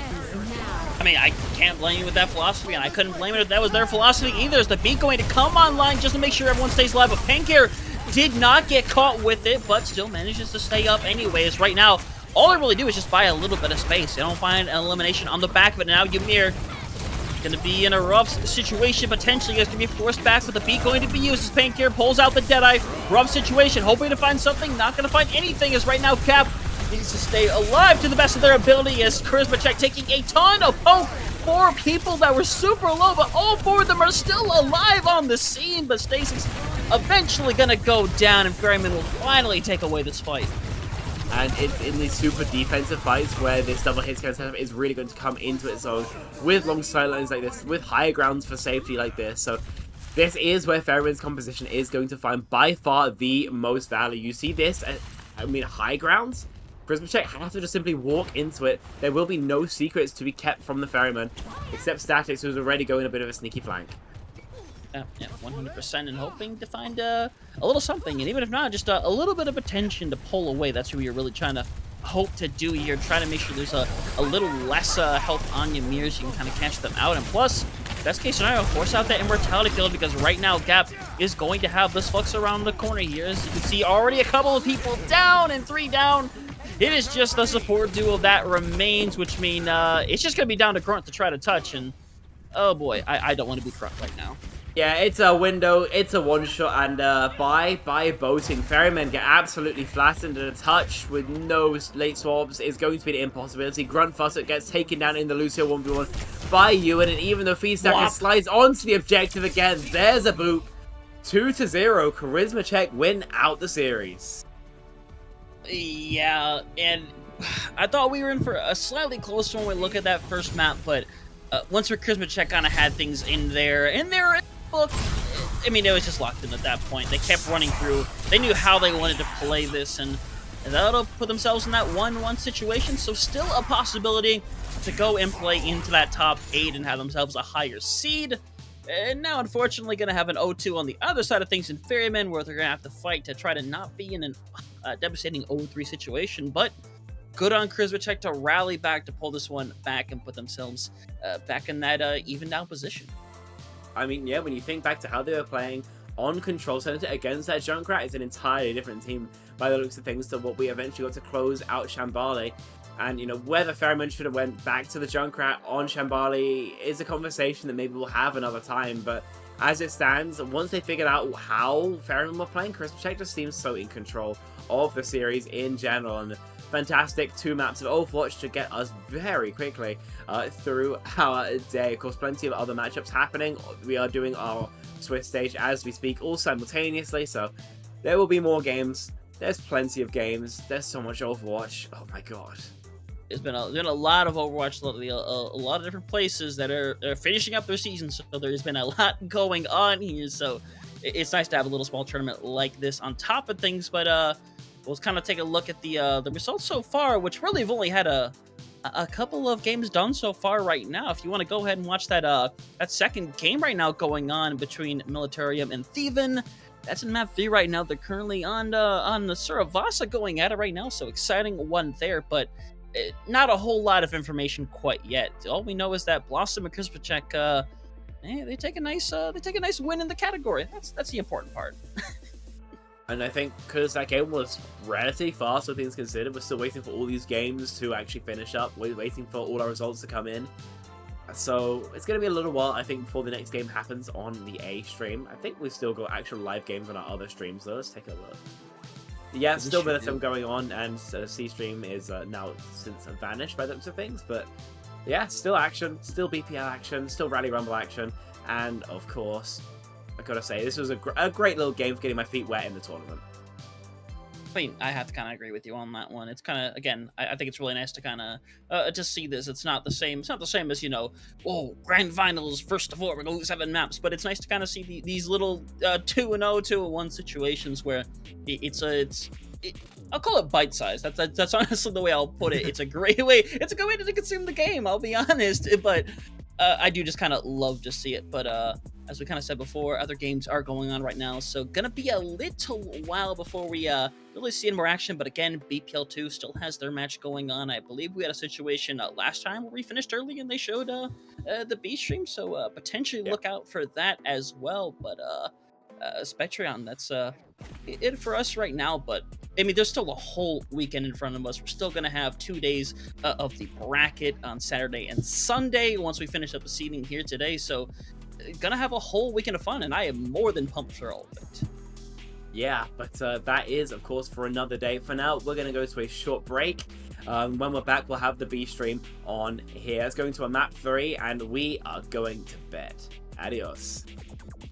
Bomb, and now the continuing rush from Militarum, but Sunfeature will be the first one to fall. That's not who you wanted to have go first. Yeah, you traded out, but now you lose your Kiri. You're about to lose your Tracer here. LCS doing a good job keeping themselves alive, but now Damien Dapp going after them. Glitch gonna save their other support right there. Thievin already capping the point, and now just gonna build onto this lead. Absolutely masterful, dancing around the fountain, dodging those abilities. LCS managing to escape time and time again. You know, first it was the Tracer, then it was the Lucio who paid for it with his life, and then followed it up with the Tracer back around at the end. Even though LCS did expend their abilities to save their teammates, it didn't really end up mattering. They did not pay for it in the end. Now, Baptiste does have Window, as well as Militarim's Wider having the overclock, so this is going to be an ult trade. And remember, Wider found a pick almost immediately when they popped the overclock last point, and it led to them to winning that point. But now, Wider going to pop that overclock here, looking for anything they can find, but Thievin doing a good job, just really avoiding it here. And because of it, they're just building their time. LCS going to find Wider after they pop that Amp Matrix, the Flux coming out as well. LCS with 2, Chasey going to be able to find a third. Slow will fall, though, but I don't think Militarim's going to be able to get back into this one. Yeah, and Damien finding a way to fall off the map just as a quick reset, potentially. You know, things are starting to even up a little bit. Thievin did stand their ground and make sure to completely shut up Militarum from that last point. But now Militarum are walking in. They do have the Annihilation, and they are going to have the beat soon. That is looking pretty good for them. Meanwhile, their counterparts on Thievin do have Rally available. Pulse Bomb, though, going to come out from Sky. Not going to be able to find anyone just yet. Militarum with this point presence, and especially with Unfeatured holding on to this Annihilation, it is going to be very difficult for Thievin to really get anything in here without forcing an ultimate out. Chasey wants to just try to build some space wider if they're going to be able to find Sky. Immediately, though, traded back out onto the other Tracer. Beat and now Rally coming out from both sides here. The Annihilation still being held on to here by Unfeatured as both teams still just looking for an opening pick. 5 decides to invest in the Consuming Rush here. It will find Chasey Glitch falling as well. The Consuming Rush did its job. Militarum caps the point. Yeah, beautiful, beautiful play. And 5 being the only person to invest in ultimate in the Kitsune Rush on Militarum's side. Or, sorry, no, both 5 and Damien were ones to put their ultimates down on the line. So that was a pretty significant investment for them, but it was more so for Thievin, as now they're looking pretty behind on the ultimate economy-wise. They were forced to use the Rally as well as the High Noon. So leading into the next fight, Militarum do definitely have a sizable advantage, and they already have 50% of the point capped. And if they are able to win this, then it is going to take them over to match point and series points. So this is a really, really, really big fight coming up.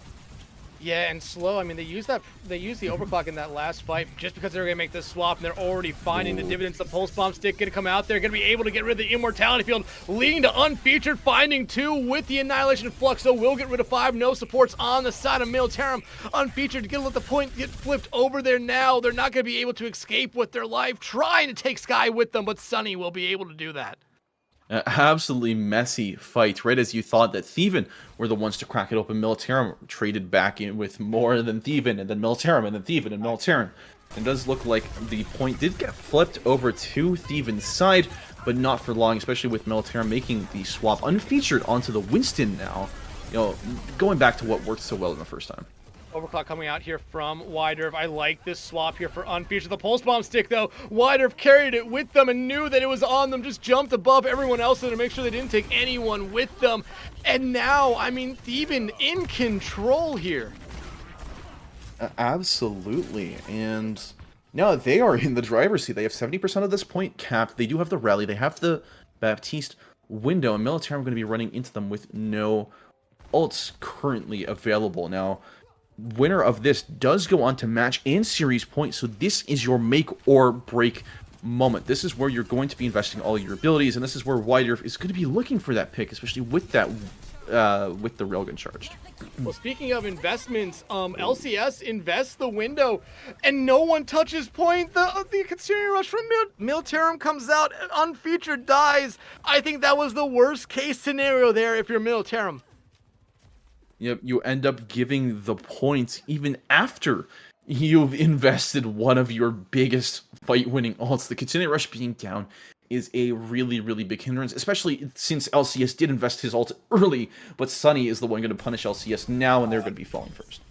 A rare midpoint fight breaking out here. Militarum going to come out on top. This will lead to an early point cap for them here, and hopefully a sizable lead.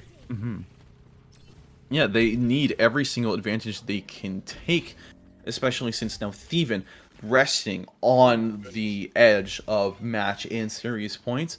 They are cruising right now. They have 4 ultimates available. The only one they don't have is Window. So they have all the tools in their toolbox strapped and ready to go. Militarum, though, they are looking a little bit worse for wear. They do have the beat, they do have the primal, but nothing else that really screams fight-winning ults. And a stick with the pulse bomb onto the monkey, followed up with a beat as well as a primal. Things are popping off. Every ultimate has just come out onto the field. Slow gonna get knocked off the map right there. And somehow Militarum is winning this fight. They only had 3 ultimates. Chasey falls off the map. 7 ultimates were invested into that fight. Militarum went into it with less and ended up coming out on top. Yeah, there you have it. Thievin had 4 ults. 4 whole ultimates that they invested, and they didn't even come close to winning that one. Militarum were able to shut them out completely, and that's going to be 85% going into the point. Thievin are staging themselves for a contest. Are they really going to be able to get it, though? Kitsune Rush coming out here from 5. I mean, there's going to be no touch here. Thievin, I think, takes that as a fight win, essentially, since 5 invested that Kitsune Rush, but they cannot now lose the follow-up fight after the point, because that will just lead to Militarum being able to easily cap this point, but you're down your support line, you're down, Sky. Militarum has started to find value with these mid-point fights. Those in-between fights really dictating the momentum going into the next point, and they are able to get even more kills in between, shutting Thievin out even further. Now Militarum staged and looking like they're going to be able to get the first point cap. I mean, you do see Thievin just kind of lurking around. Militarum now getting people on the point right now, but you do see Thievin get that contest there. Wider does have their overclock ready to go here, but the window coming out from LCS, everyone on Militarum just trying to play around corners right now, not get caught out, but you eventually see them dive off the point. They're gonna let those ultimates go, and then probably engage with ultimates of their own. Yeah, both DPS ultimates coming out here. Sunny gonna be able to find Sky there with some help from Wider, who takes care of that immortality field, and Chasey. Now everything coming out from Militarum is not what I expected there. Yeah, Militarum investing so much. They use the overclock, they use the primal just to stay on the point, and Thievin were not really ones to press the ultimate buttons themselves. Now, heading into this next fight, Militarum, all they're really going to have is they're going to have the beat and they're going to have the Kitsune Rush. Plenty of room to work with, and Thievin need time, but they don't have time on their hands as Unfeatured goes deep in a Graviton Flux, though, to counter the dive. The beat, though, coming out to keep them alive, as well as the Kitsune Rush. It helps them stay alive. The Flux, though, not finding anything really does hurt Thievin. They needed to get something in that fight, but it's smart that they backed up. Yeah, 54% going on to 60.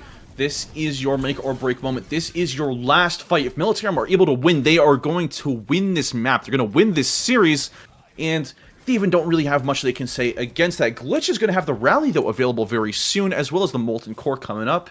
So this is their make or break moment.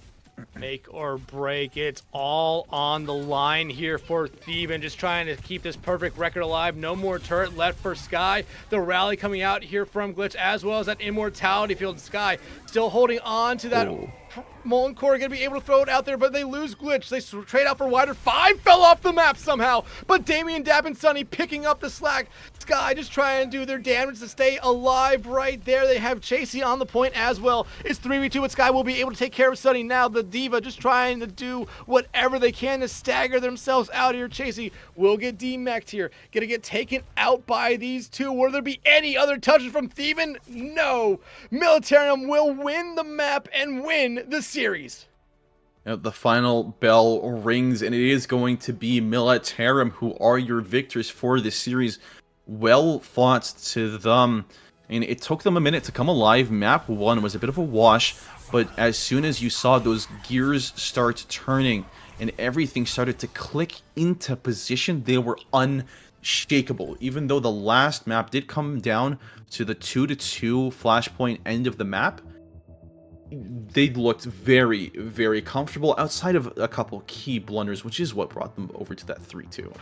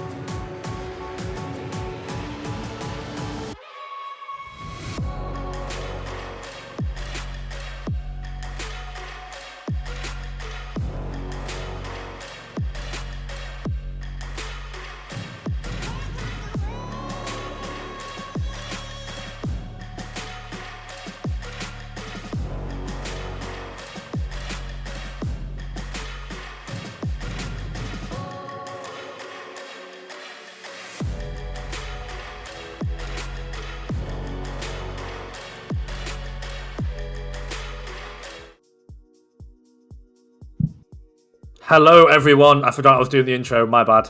And here we are, Rally Rumble BPL. It is 8 minutes to 4 in the morning here in the UK. It is 10:52 at night on the eastern coast. But we are not done. We got more BPL to do. God damn it.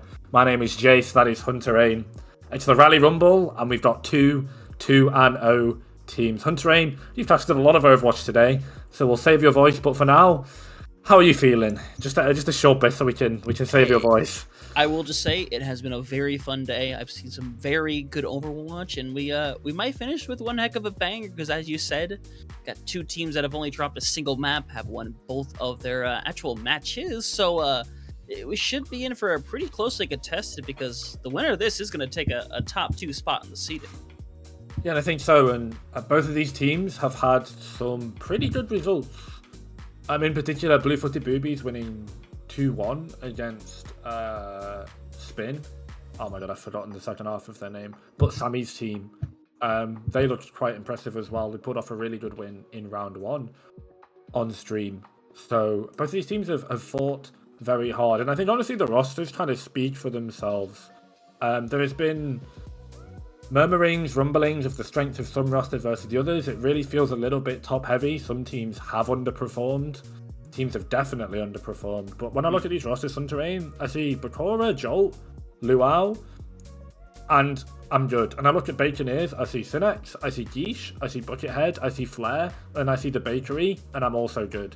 Both of these teams have shooters absolutely loaded up, full all the way. Classic full shell, double barreled, lead covered, armor plated, whatever you want. They've got killers, both of these rosters, and their killers are doing a lot of killing. I can't disagree with you. The fact that these teams have gone 2-0, that just means I can't disagree with you in the slightest. So I'm really looking forward to see what both these teams end up producing. With the way the meta has been lately, there's a little bit of wiggle room to go around, but Ramatra, Sojourn Tracer, those are all still pretty relevant heroes within what's played a lot. And as we start up on Lijiang Tower, I think at least for most of these submaps, it should expect a lot of the same. Yeah, I've been privy to some of the off-stream matches, the ones in the Gauntlet, via courtesy of Whisper's Militarium squad, who have also been, I think, pleasantly surprising and dare I say it, an upset. They grabbed a great result on stream there. But my point there is they've not been playing Standard and they've not been playing against Standard. So hopefully for these teams, I'd expect to see more of the norm from both of them. But as I say that, Bakura has locked in Junker Queen. Yeah, it would be too shocking if they swapped at the last second, though. But, yeah, could be baiting it. Sonic's not exactly the worst pick in the world. Junker Queen has a spot here and there, but, they're going to send the Junker Queen, which is a risk to take out the gate here. But when they're not really running the care code to kind of cleanse out this eventual rampage on the line, it's not a bad pick. Just gotta focus on staying alive first and foremost. Yeah, Bakura needs to keep their HP. Commanding Shout is still available. Jolt really wants that angle into White Room though, so it's when they go for it and where they go for it. Geesh pops early though in the Ramatra form. It's not a good sign, they lose so much HP, their armor's gone. The rail to the face on an old patch, that would have killed. But for now, Geesh spares their lucky life. The Ramatra lives once again, but I think they might be getting the Windows shutdown effect. Bakura manages to knife Nactara. That's all human flesh and that's a knife sunken into it. Flare's trade onto Jolt is big though, because Railgun's a great way to turn this fight around. The Bakery unfortunately gets knifed, so 2 good knives for Bakura out on the Junker Queen. While Hunter Ain, if you can hit the knives, then Queen is viable. Yeah, just doing a really good job of separating these supports and kind of just putting them in vulnerable positions, and that's exactly what you want to do here on the Junker Queen, but now they have to hold on to the space that they have created, and coming online right now, that Deadeye from Buckethead gonna cause a lot of space to be taken away, but Bakura gonna go in with the aggression right away. Nactara forces lamp already, and Jolt is there. Jolt was there, and Consta was there. They had the eye set on the back piece. Perfect pick. You get them on the rotation. Unfortunately, the Bakers are cooked for this fight, but not if Buckethead has something to do about it. Potentially pulling a cake out of the oven, a rabbit out the hat, a miracle. Jolt, that opposite number though, has found the pick onto Geesh. Again, the tank falls early. Both of these tanks taking so much damage, but Flare is just lighting them up with the Pulse Bomb. Make that a 2k. And even though Geesh falls, I think, quite free, Nactara dies early. They pull it out in the man-down situation. Yeah, but they're going to regroup here super quickly and should be able to put instant pressure on this point and force a weird touch here from Bakineer, who don't have a ton to work with, as Blue-Footed should be able to invest a lot, but trade to start things out. Yeah, Flare trades. Vincent, aka Akko, is going to look to peel that up. So it's a 1-for-1. Stick coming down from Consta. The two much activated immediately. Ramattra forced out in response. So much pressure. Ishi's taking it on the Ramattra, and this really is the pitfall of the tank in this meta. Remember, 45% reduced healing. Anti-heal applied onto the tank. You can get shot and killed in this meta, particularly off the Tracer and off the Sojourn, who can just keep applying it so easy. Flare wins the 1v1 on the angle, and if the Lucio Tracer split has sort of anything in the past 18 months, it's that normally now Consta has free access to the backline. Oh no, Flare so much actually. Pins down the Tracer, wins the 1v1, then jumps into the backline. Geesh collapses with them as well. And the Bakineers, it's that lane that the Tracer keeps chasing the terrain. It's completely opening up the fight for them. Yeah, that's kind of the trouble that you have when you run the Junker Queen, is you typically want to be a little bit on the faster side of things, because the longer you kind of give the ability for Bakineers to kind of stabilize with this Ramattra composition, the harder that it's going to be to break through it. And right now, they don't have a lot of tools to be able to do so. Just have to hope that Jolt can do good on the overclock. Ooh, Buckethead. It's not been a good round for Consta, I'll be honest. Just getting absolutely cyberbullied by both the DPS. Akko traded back though yet again. The Lucio of blue-footed Boobies making it an even fight, but unfortunately, the Demon, the Fire Lord, Mr. Fantastic themselves, Flare, is absolutely cooking. Finds the Tracer and then the Lucio, so now they've got nowhere to go. But unfortunately, they have nowhere to go. But point is still captured. This is a really messy fight. The lane just didn't open for Bakineers in that fight. Yeah, not really, but now you have a bit of an advantage coming your way if you're blue-footed. You are going to have this Rampage ready to go. No beat to be able to match it, so you just got to try to get Noctara to use his plans as early as possible, and there it's out. Yeah, Q-Rush comes online, it's not able to be responded by Harry 9394. Bakura does actually go for the Rampage instead, just to try and swing it back. Ultimate economy, of course, mattering his potentially final fight for the Bakineers and can get the flip. Geesh dies early again, but Buckethead with the Doge. Give him one, give him two. That's a 2k, both of them put down into the trench. They've been buried in the shovel. And I know it's ice cream season, it's summertime. Get your shovel, get your spade, and bring your bucket. Bucketheads rise. And I think off the back of that Sojourn rail or two, the Bakineers are in a perfect spot to try and take this first round. Yeah, not a whole lot really getting tested over on the side of blue-footed. Trying their best to make it onto the point, but no ultimates available.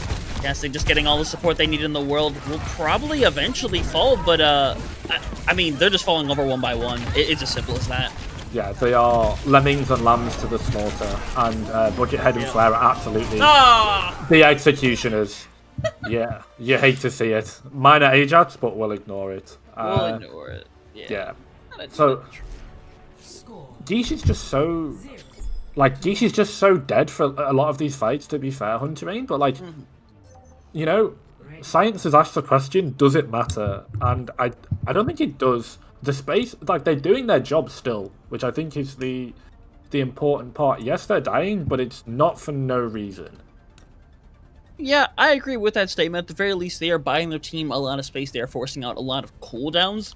Importantly of all, they were forcing out that Immortality field a lot, but now Harry going to be over on that Kiriko instead, as Big-Footed looking like they're going to just TP out directly. Going to give him a bit of an advantage, but Flare going to do the same for their team, so a quick engagement should be on the way, as Bakura looks like they're going to stick on the Junker Queen once again, and it should work slightly better on the Winston. It should. There's no nano boost that can go over to Geesh, so they have to be way more conservative, way more defensive. And speaking of defensive, Flare is absolutely not that, because they are just out on the hunt, on the prey, on the prowl, looking for and looking to be the apex predator no Aspire. Buckethead gets the pick onto Consta as well, just to finish that fight off. And it's a same bit of similar old, same old. That's not a saying, but nonetheless, you get what I mean. Bakineers win the fight off the back of good DPS angle flank control. Yeah, but already going to swap over to that Winston, just going to match that dive instead. Ends up being the right call, really, but needs to be careful not to get separated because, again, I mean, Kashik is literally just separating the rest of the team from Bakura, and Bakura just left in a terrible position. Yep, the Winston jumps in and the Winston dies. This is just tanking this meta, ladies and gentlemen. Now that your tank is dead, Deesh gets to play the game, and they're just immediately followed into. Bakineers use no ultimates in this fight already. They don't need any. And getting 35% on board for free is so good on control here. I mean, 100% Consta gonna go over to the match. That Tracer now, Flare doing a lot so far, has that Pulse Bomb ready to go as well. And Bakineers in general going to have a lot on the board for this fight, so Blue-Footed really got to hope for the best going into this one. Maybe try to build up to a Kitsune Rush to match it, but not going to have the shot now. Oh, that's a 200k DPS just shot in the head in-game by Consta. Buckethead hits that one, got a wealth of experience on that character. Once again, showcasing why Sojourn needs to be nerfed, and again, another reason, ladies and gentlemen, Blizzard, anyone listening from the Blizzard dev team, can we just nerf Sojourn already? Like, I've seen this now for almost 2 years, like, I'm just bored. Yeah, Consta, that was not meant for you. That was, alright, unintentional headshot, let's go. Anyone can get it, I guess, from Buckethead. Anyone can catch these rails. Oh, yeah, Consta not anywhere close to their own Pulse Bomb quite yet, but they do have a Kitsune Rush, B coming online, as well as that Overclock, so a lot to work with in this fight, and they're going to take the aggression to start things out, hoping to find a dive target here. And now with the Kiri Rush, the aggression should be done. They section themselves off on the point, but Cora goes to just seal away the backline of the Bakineers. Does it work in response? No, because the Bakery has got beat to keep their team nice and healthy, nice and spongy, like a crisp Victoria cake. But unfortunately, the only filling here is going to be the corpses of the blue-footed Boobies. They are going extinct now, and the Bakineers look to wrap up this match. No, Ajax! No, not again! Oh my god. Oh. Clip it and ship it. Alright. Bakineers, wrap this one up. Get out. Let's get out of here. Let's move. Go, go, go. Cut it out. Look, I know we had two, I don't know if we call them Ajaxes. They're technically Ajaxes, but again, it's at the very end, but... They're like red-headed stepchild Ajaxes. Like, no one cares about them. Nah, you're not gonna see them in any highlight clips, but one thing to note is that had multiple ults still online that didn't end up getting used in that final fight, as kind of represented by that beat that kind of came through. So, not full utilization of the ults they kind of had with them here. So, now going up into match point, because once again, it is first to two. So, if we see another win here for Bakineers, they're going to put themselves at 3-0. We'll take a top 2 seed, and that's a fantastic position to be in. Yeah, I mean, any chance you get to go 3-0 in Swiss just makes your game easier. There have been some very, very bad teams in this Swiss, so getting to go up against them in round 1 is basically like a free hit up to the second round. And in general, anyway, like you're going to be playing against the 16th team, and then you're going to be playing against a team that's either like 9th or 8th seeded as well. So it just keeps on going. The importance of the high seed in a 16 team single elim bracket cannot be understated. But Bakineers look so good there, Hunter Rain. I don't know, it's just how Overwatch is these days. Like, Deesh is, yes, dead, but able to get value. Deesh is dead and able to get value, but Flare and the Sojourn are doing so much on the off angles that their lanes are just won, and they have a free collapse onto the backline every time. Even though the Winston dies, the value is still secured. We do see a lot of these dives kind of come through for Blue-Footed, and it's not that they're bad dives, it's simply the fact that the moment that goes through with that Winston, we just see the counter dive come through. A couple stay back to kind of keep the attention of the Winston, and the rest of the back gets separated, so they either get killed away, or you just have the heal separation, so the Winston just has nothing to work with, and eventually just gets burnt away. So dive, not perhaps one of the stronger suits, but they got a choice of where to take us, and there's a map within this this pool for Escort that's really good for the Brawl. Just gonna see if they want to go to it or not. Yeah, and Blue-Footed Boobies, I got to see them play against Crab Ball. They played Shambali Monastery and played a Sigma-based composition, and I think that's definitely a bit more their speed, a bit more their style. Like, if I'm going to be brutally honest and almost a little bit too harsh, like, the last 40% of that fight on Gardens was just them trying to relentlessly run it down and hope they can get a pick to trade it out. They are sinking cooldowns in. It's not even gambling at this point, because when you gamble, there's some part of you that expects or hopes to win. This was just throwing money away effectively in the form of those valuable, precious cooldowns. Winston jumps in, no bubble. Kirito has to TP on top, Suzu gone. All of a sudden, in a 10-second space, you are gone 4 cooldowns, and from that situation, that deficit, you are never going to win. Yep. And as you predicted before, Shambali Monastery, that one good brawl map going to come our way. Likely going to see that Sigma come back out for blue-footed Boobies, but you know, still a lot of room to run the Ramatra here as well, so could see that come back out over on the side of Bakineers. But of course, Bakineers going to be on the attack to start things out here, so just going to see what they display. Here's Bakura is... What? Are you sure? Are you sure, Bakura? Okay, so Bakineers have got subs, they've got Crake and Sinexin.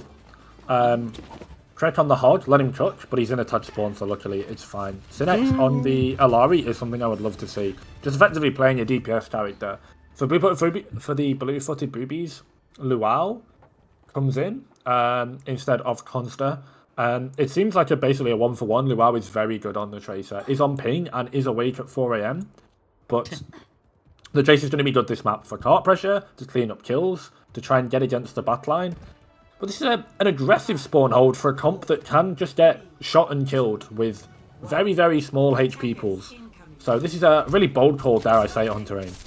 You know, I can't really disagree, but we've seen a lot of these close holds recently. I've seen every time I've been to Shambali every single series I've done today, and they all have this close hold for at least one of the teams. But right now, just hoping to hit a nade, and it's perfectly done.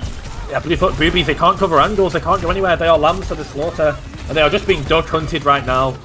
Back in the SNS. Bakura gets Nakara though, so that might be one, but the minute that tank dies, their pressure on point goes even less, and now it's just a 1v1 DPS clinic. This was a crazy call from the blue-footed Boobies, and unfortunately it's survival of the fittest, and they might have just willingly walked themselves to extinction. Yeah, got that first pick. Really should have taken the opportunity to kind of back out after that point, but to kind of realize, all right, we could stabilize for a few seconds, because now you don't only lose that fight, you give up this initial area, which is really good for the poke.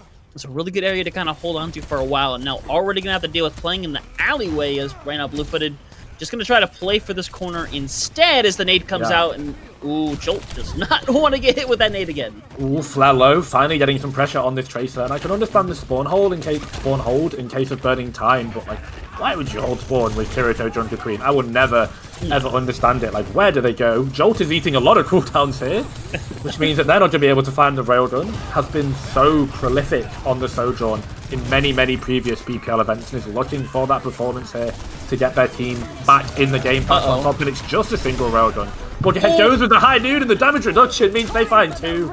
Jolt and RMM tear down the barrel of the Cowboy, and they meet a swift end as they are swiftly cooked by the Bakineers. And it might be a similar story to last map if this keeps on going, Hunter. Yeah, and you lose out on that rampage as well, so they're going to go for the flux. Try to make sure no one touches airball, unfortunately, here. Double tank ults, doing nothing. You know, that's the tank experience. And sometimes you just try and play the game as a tank, and you get ran over by everyone else. Flair has found a pulse bomb, that's a stick. Flair gets another one, but unfortunately... Actually, no, wait, the other way around. Okay, I forgot how to read for a second. My bad, guys. I CC'd myself. Unfortunate. Yeah, Bacon is capped first. Again, like, it's so bad for the blue-footed Boobies. And yeah, unfortunate. Prod liked me saying the team name, and it's a funny team name, so I'm going to keep on saying it. Yeah, I mean, I can't blame you at all. I'm going to do the exact same thing as Bakineers. They did use a lot to try to win that fight. Blue-footed Boobies gonna still have the beat online, so have the ability to be very aggressive for this fight as Bakineers, kind of just hoping to dominate a little bit of this space, try to get as much progress as they can, and at the very least try to force this beat out of them, because once it's out, I mean, nothing's gonna stop Craig from pulling out this flux when they eventually get it. So, and they're just getting a ton of room for free too. They're finally engaging this point. Yeah, but Bakura's already lost half the HP. Now the beat comes down. It feels like the snowball from Bakineers has finally just started to peter out, to run dry. But this is Junker Queen in 2024 with this meta. You get shot and you get killed. Bakura with no hard cover, no commanding shout, nothing. They are left high and dry. They're not a duck out of water. They're not a fish out of water. They are a... Well, I mean, I guess a fish out of water is not the best thing in the world, is it? Because they can't really survive without it. Split from your backline. Okay, Bakura finally goes over to Sigma. Good. Finally. But it's not going to result in a second point touch. They're going to settle for playing on this first corner of third, which you kind of have to, and already 4:15 on the clock, which is a rather significant amount of time when we're talking about Shambhala Monastery. So a bit of an awkward situation. Really have to turn this fight around, because playing at this little entryway right here would be really important for them to be able to hold on to. His Flare spill on the sea. Flare just keeps winning it again. Someone stop this man from just ripping the veins out of every single member of the blue-footed Boobies. They're going hunting. That's the go button for Crake and the crew. They are just in there and carrying on going. Blue-footed Boobies do not respect. Natara finds 2 through the window as well. And they lose the Tracer 1v1 on side. They lose the main as well. It's rough for our bird friends, isn't it? Yeah, and Luel's not going to get out either, so late to the party once again, but they can focus on a recontestment. Shouldn't have any problem getting a real touch on this one. Again, just have to look out for the nade from Cynics right now, who's going to have that nano as well. Probably just going to give it to Buckethead and do the nano overclock, honestly. I can't expect it to go to anybody else. No. The fact that Bakura had to touch point as well means they can just get kind of anti for free. Buckethead goes on the flank, give him 1, give him 2, give him 3, give him 4! With the nano Sojourn, everyone cleaned up. They're put in a bucket and they are buried. They are cooked. Whatever metaphor or simile you want to use, go ahead and use it, because, oh my god. Guys, is Sojourn balanced? Yes or no? No, she is not, but I will... Oh, God. I mean, one thing we do have to state, though, 307 First Shambhala Monastery, that is a lot. And I mean a lot of time to have on Shambhala Monastery. I don't see that kind of time come through, not in my comp games, not in a lot of the matches I've casted. In fact, this might be the highest one that I've honestly seen on Shambhala specifically. So Blue-footed Boobies are, I think they got a bit of a mountain to climb here.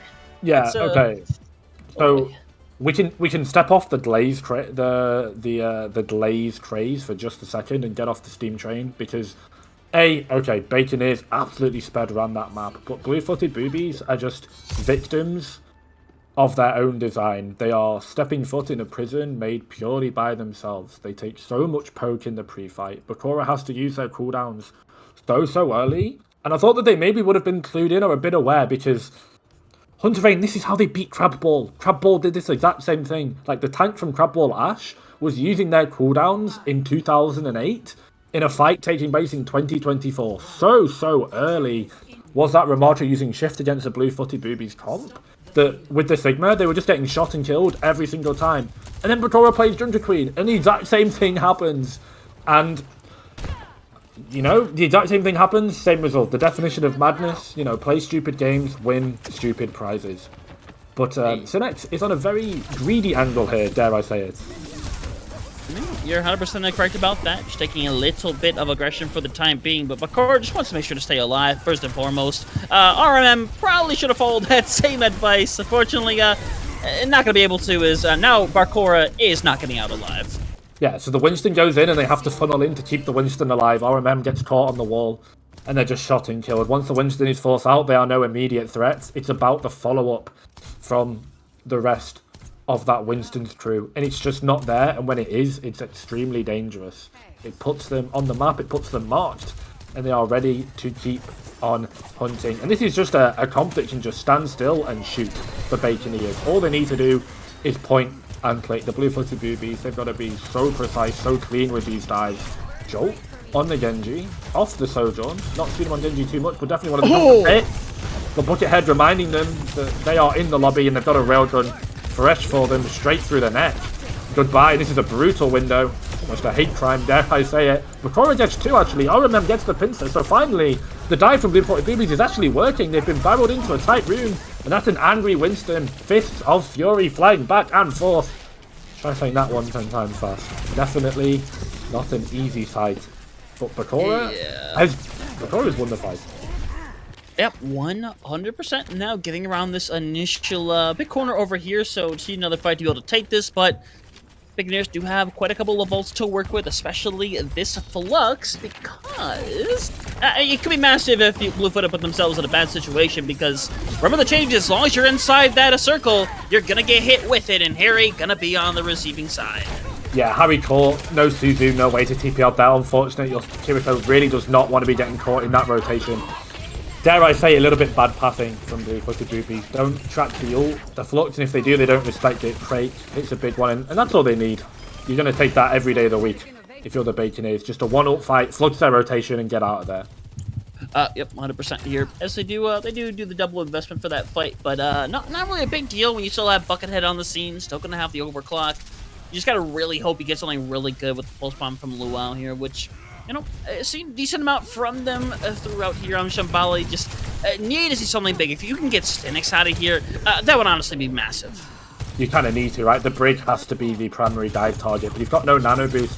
RMM's beat can cover, and that's how they won the first fight, and I think if that worked for them, that's got to be it. I don't see any other way for them to win, especially against the overclock that Buckethead is now gone into. That power slide gives them so much space, gives them breathing room, but it has to be smothered. They have to be choked by Bakura in response. Sinex pulls out the rally to try and peel, to give them light, to give them air, just to give them any chance to stop themselves from suffocating against the monkey. But while this Winston is going on the goose chase, blue-footed Boobies are just dying all around that Winston, and it's a sight for sad eyes if you're a fan of the green team, that's for sure. Yeah, got one more fight left though. You got a pulse bomb and a dream, but the dream might be going a little quicker than you would hope right now as we see Bakura going back over to the Junker Queen, but Jolt already being taken out of the fight. That is not good for your potential touch. It's a show of confidence at least. Yeah. That might be the chance. Bakura not coming up on ultimate. Harry does have the rush though. The rush on the point in overtime is going to be very, very important again. More healing just means that the Queen can live. And if the Queen can live, they're in business. The money is well and still on the table. There we go. There's the carnage to cut down the Sigma. Jolt finds the railgun as well. And they're not ready to die yet. Their wings have just about sprouted. It's taken them a while. But I guess a migration into the more hostile environment has finally awoken something they've adapted. And they're going to stay alive for now. Yep. And now get that 2:30 back on the clock for them to work with. And Lust still holding on to that pulse bomb, by the way, as Bakineers again coming back up to that flux. That overclock will have a good ability to kind of hold this upcoming corner as they had to take a big reset. So, yeah, gotta give up plenty of time here. But 100%, it is a winnable fight. You don't want to let blue-footed Boobies take this momentum after winning that fight, because you don't want to let them steamroll through the rest of the second. That'd be devastating as Buckethead's going in. Bakura just yet again shot and killed off the Junker Queen, and I hate to sound like a broken record, but that really just is the case for this Junker Queen. You take so much poke, so much damage from the Sojourn, and when you're this good, like Buckethead is, you're just catching railguns left and right, and it's so hard to play the game.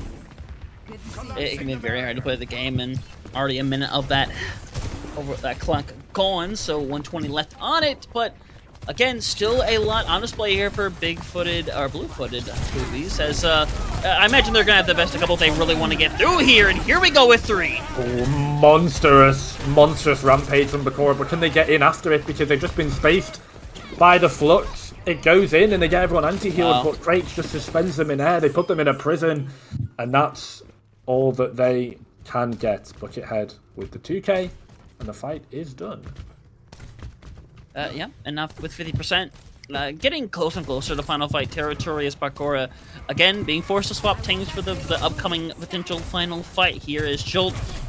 Likely just going to have to be the hero of this team, honestly. It's the only ultimate you're really going to have online. RMM, yes, is going to have that pulse bomb, but that was close. And that's the primary target for Flair, going to be looking for this Sojourn. Can RMM and Jolt find the off angle? Can they grasp any kind of pressure on the side to force Bakineers to turn? Because so far, the dive has come in from blue-footed Boobies, but it's all from one angle, it's all from one space, which is allowing Sinex to play like this in the back. They've got Nano Boost ready to go now. Buckethead dies. Do they get the Nano off in time? No, they do not. Bakura finds Sinex, they find the Torah, and they find Buckethead. Give them 3 for the Winston.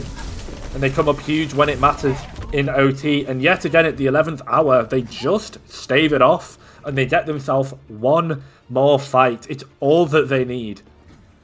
Yeah, but we are going to see a retouch for Bakineers, and you see, coming back on the ball for this one, that nano ball could be very devastating, but I imagine you just want to give it to Buckethead, as here they go with the aggression.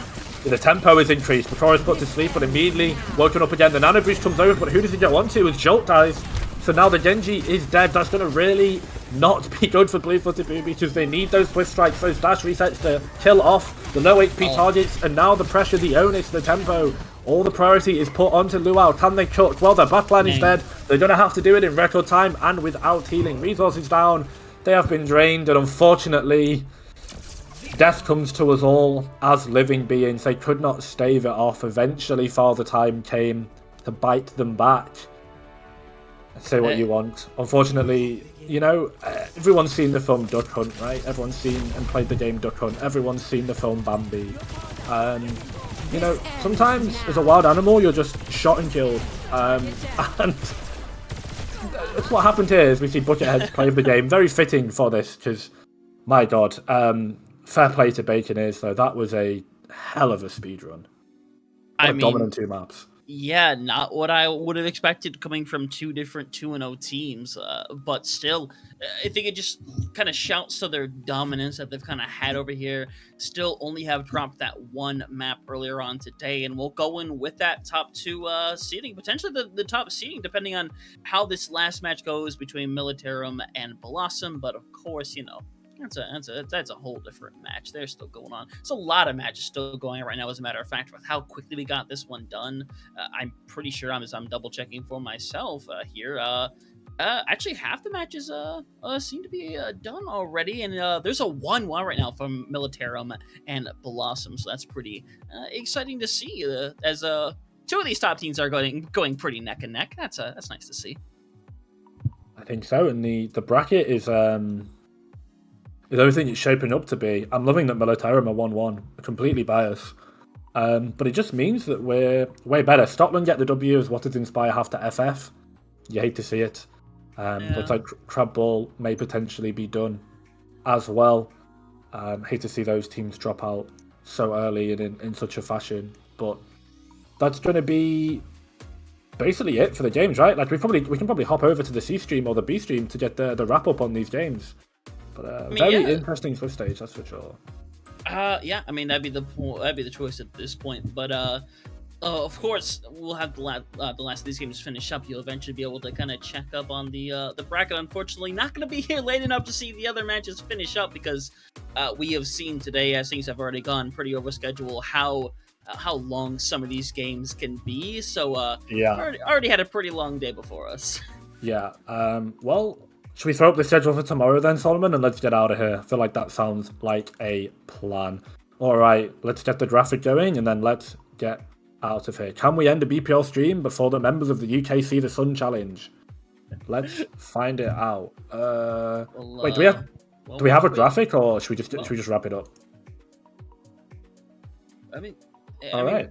I mean, what we do know for a fact is we got the first 2 rounds of the bracket going on tomorrow, so that's the round of 16 and the quarterfinals. Of course, the round of 16 will start at 7:30 EST, and we'll kind of go from there with the quarterfinals. Of course, we'll kind of have to wait for all that seeding to be done. Of course, we're projecting for 9 o'clock for those quarterfinals, but it should be a good day. It is still the first of 2 as well. That should be noted.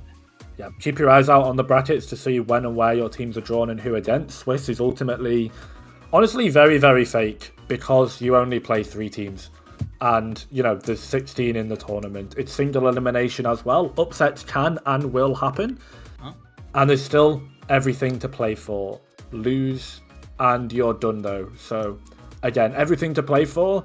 No reason to be afraid, but also everything on the line as well. All right. From me, Jace, from Hunter Rain, from all the BPL prod in the room, Solomon, Kothar, Jimmy, Poofa, Venture Overwatch, aka Zeusor, and everyone else that casted today.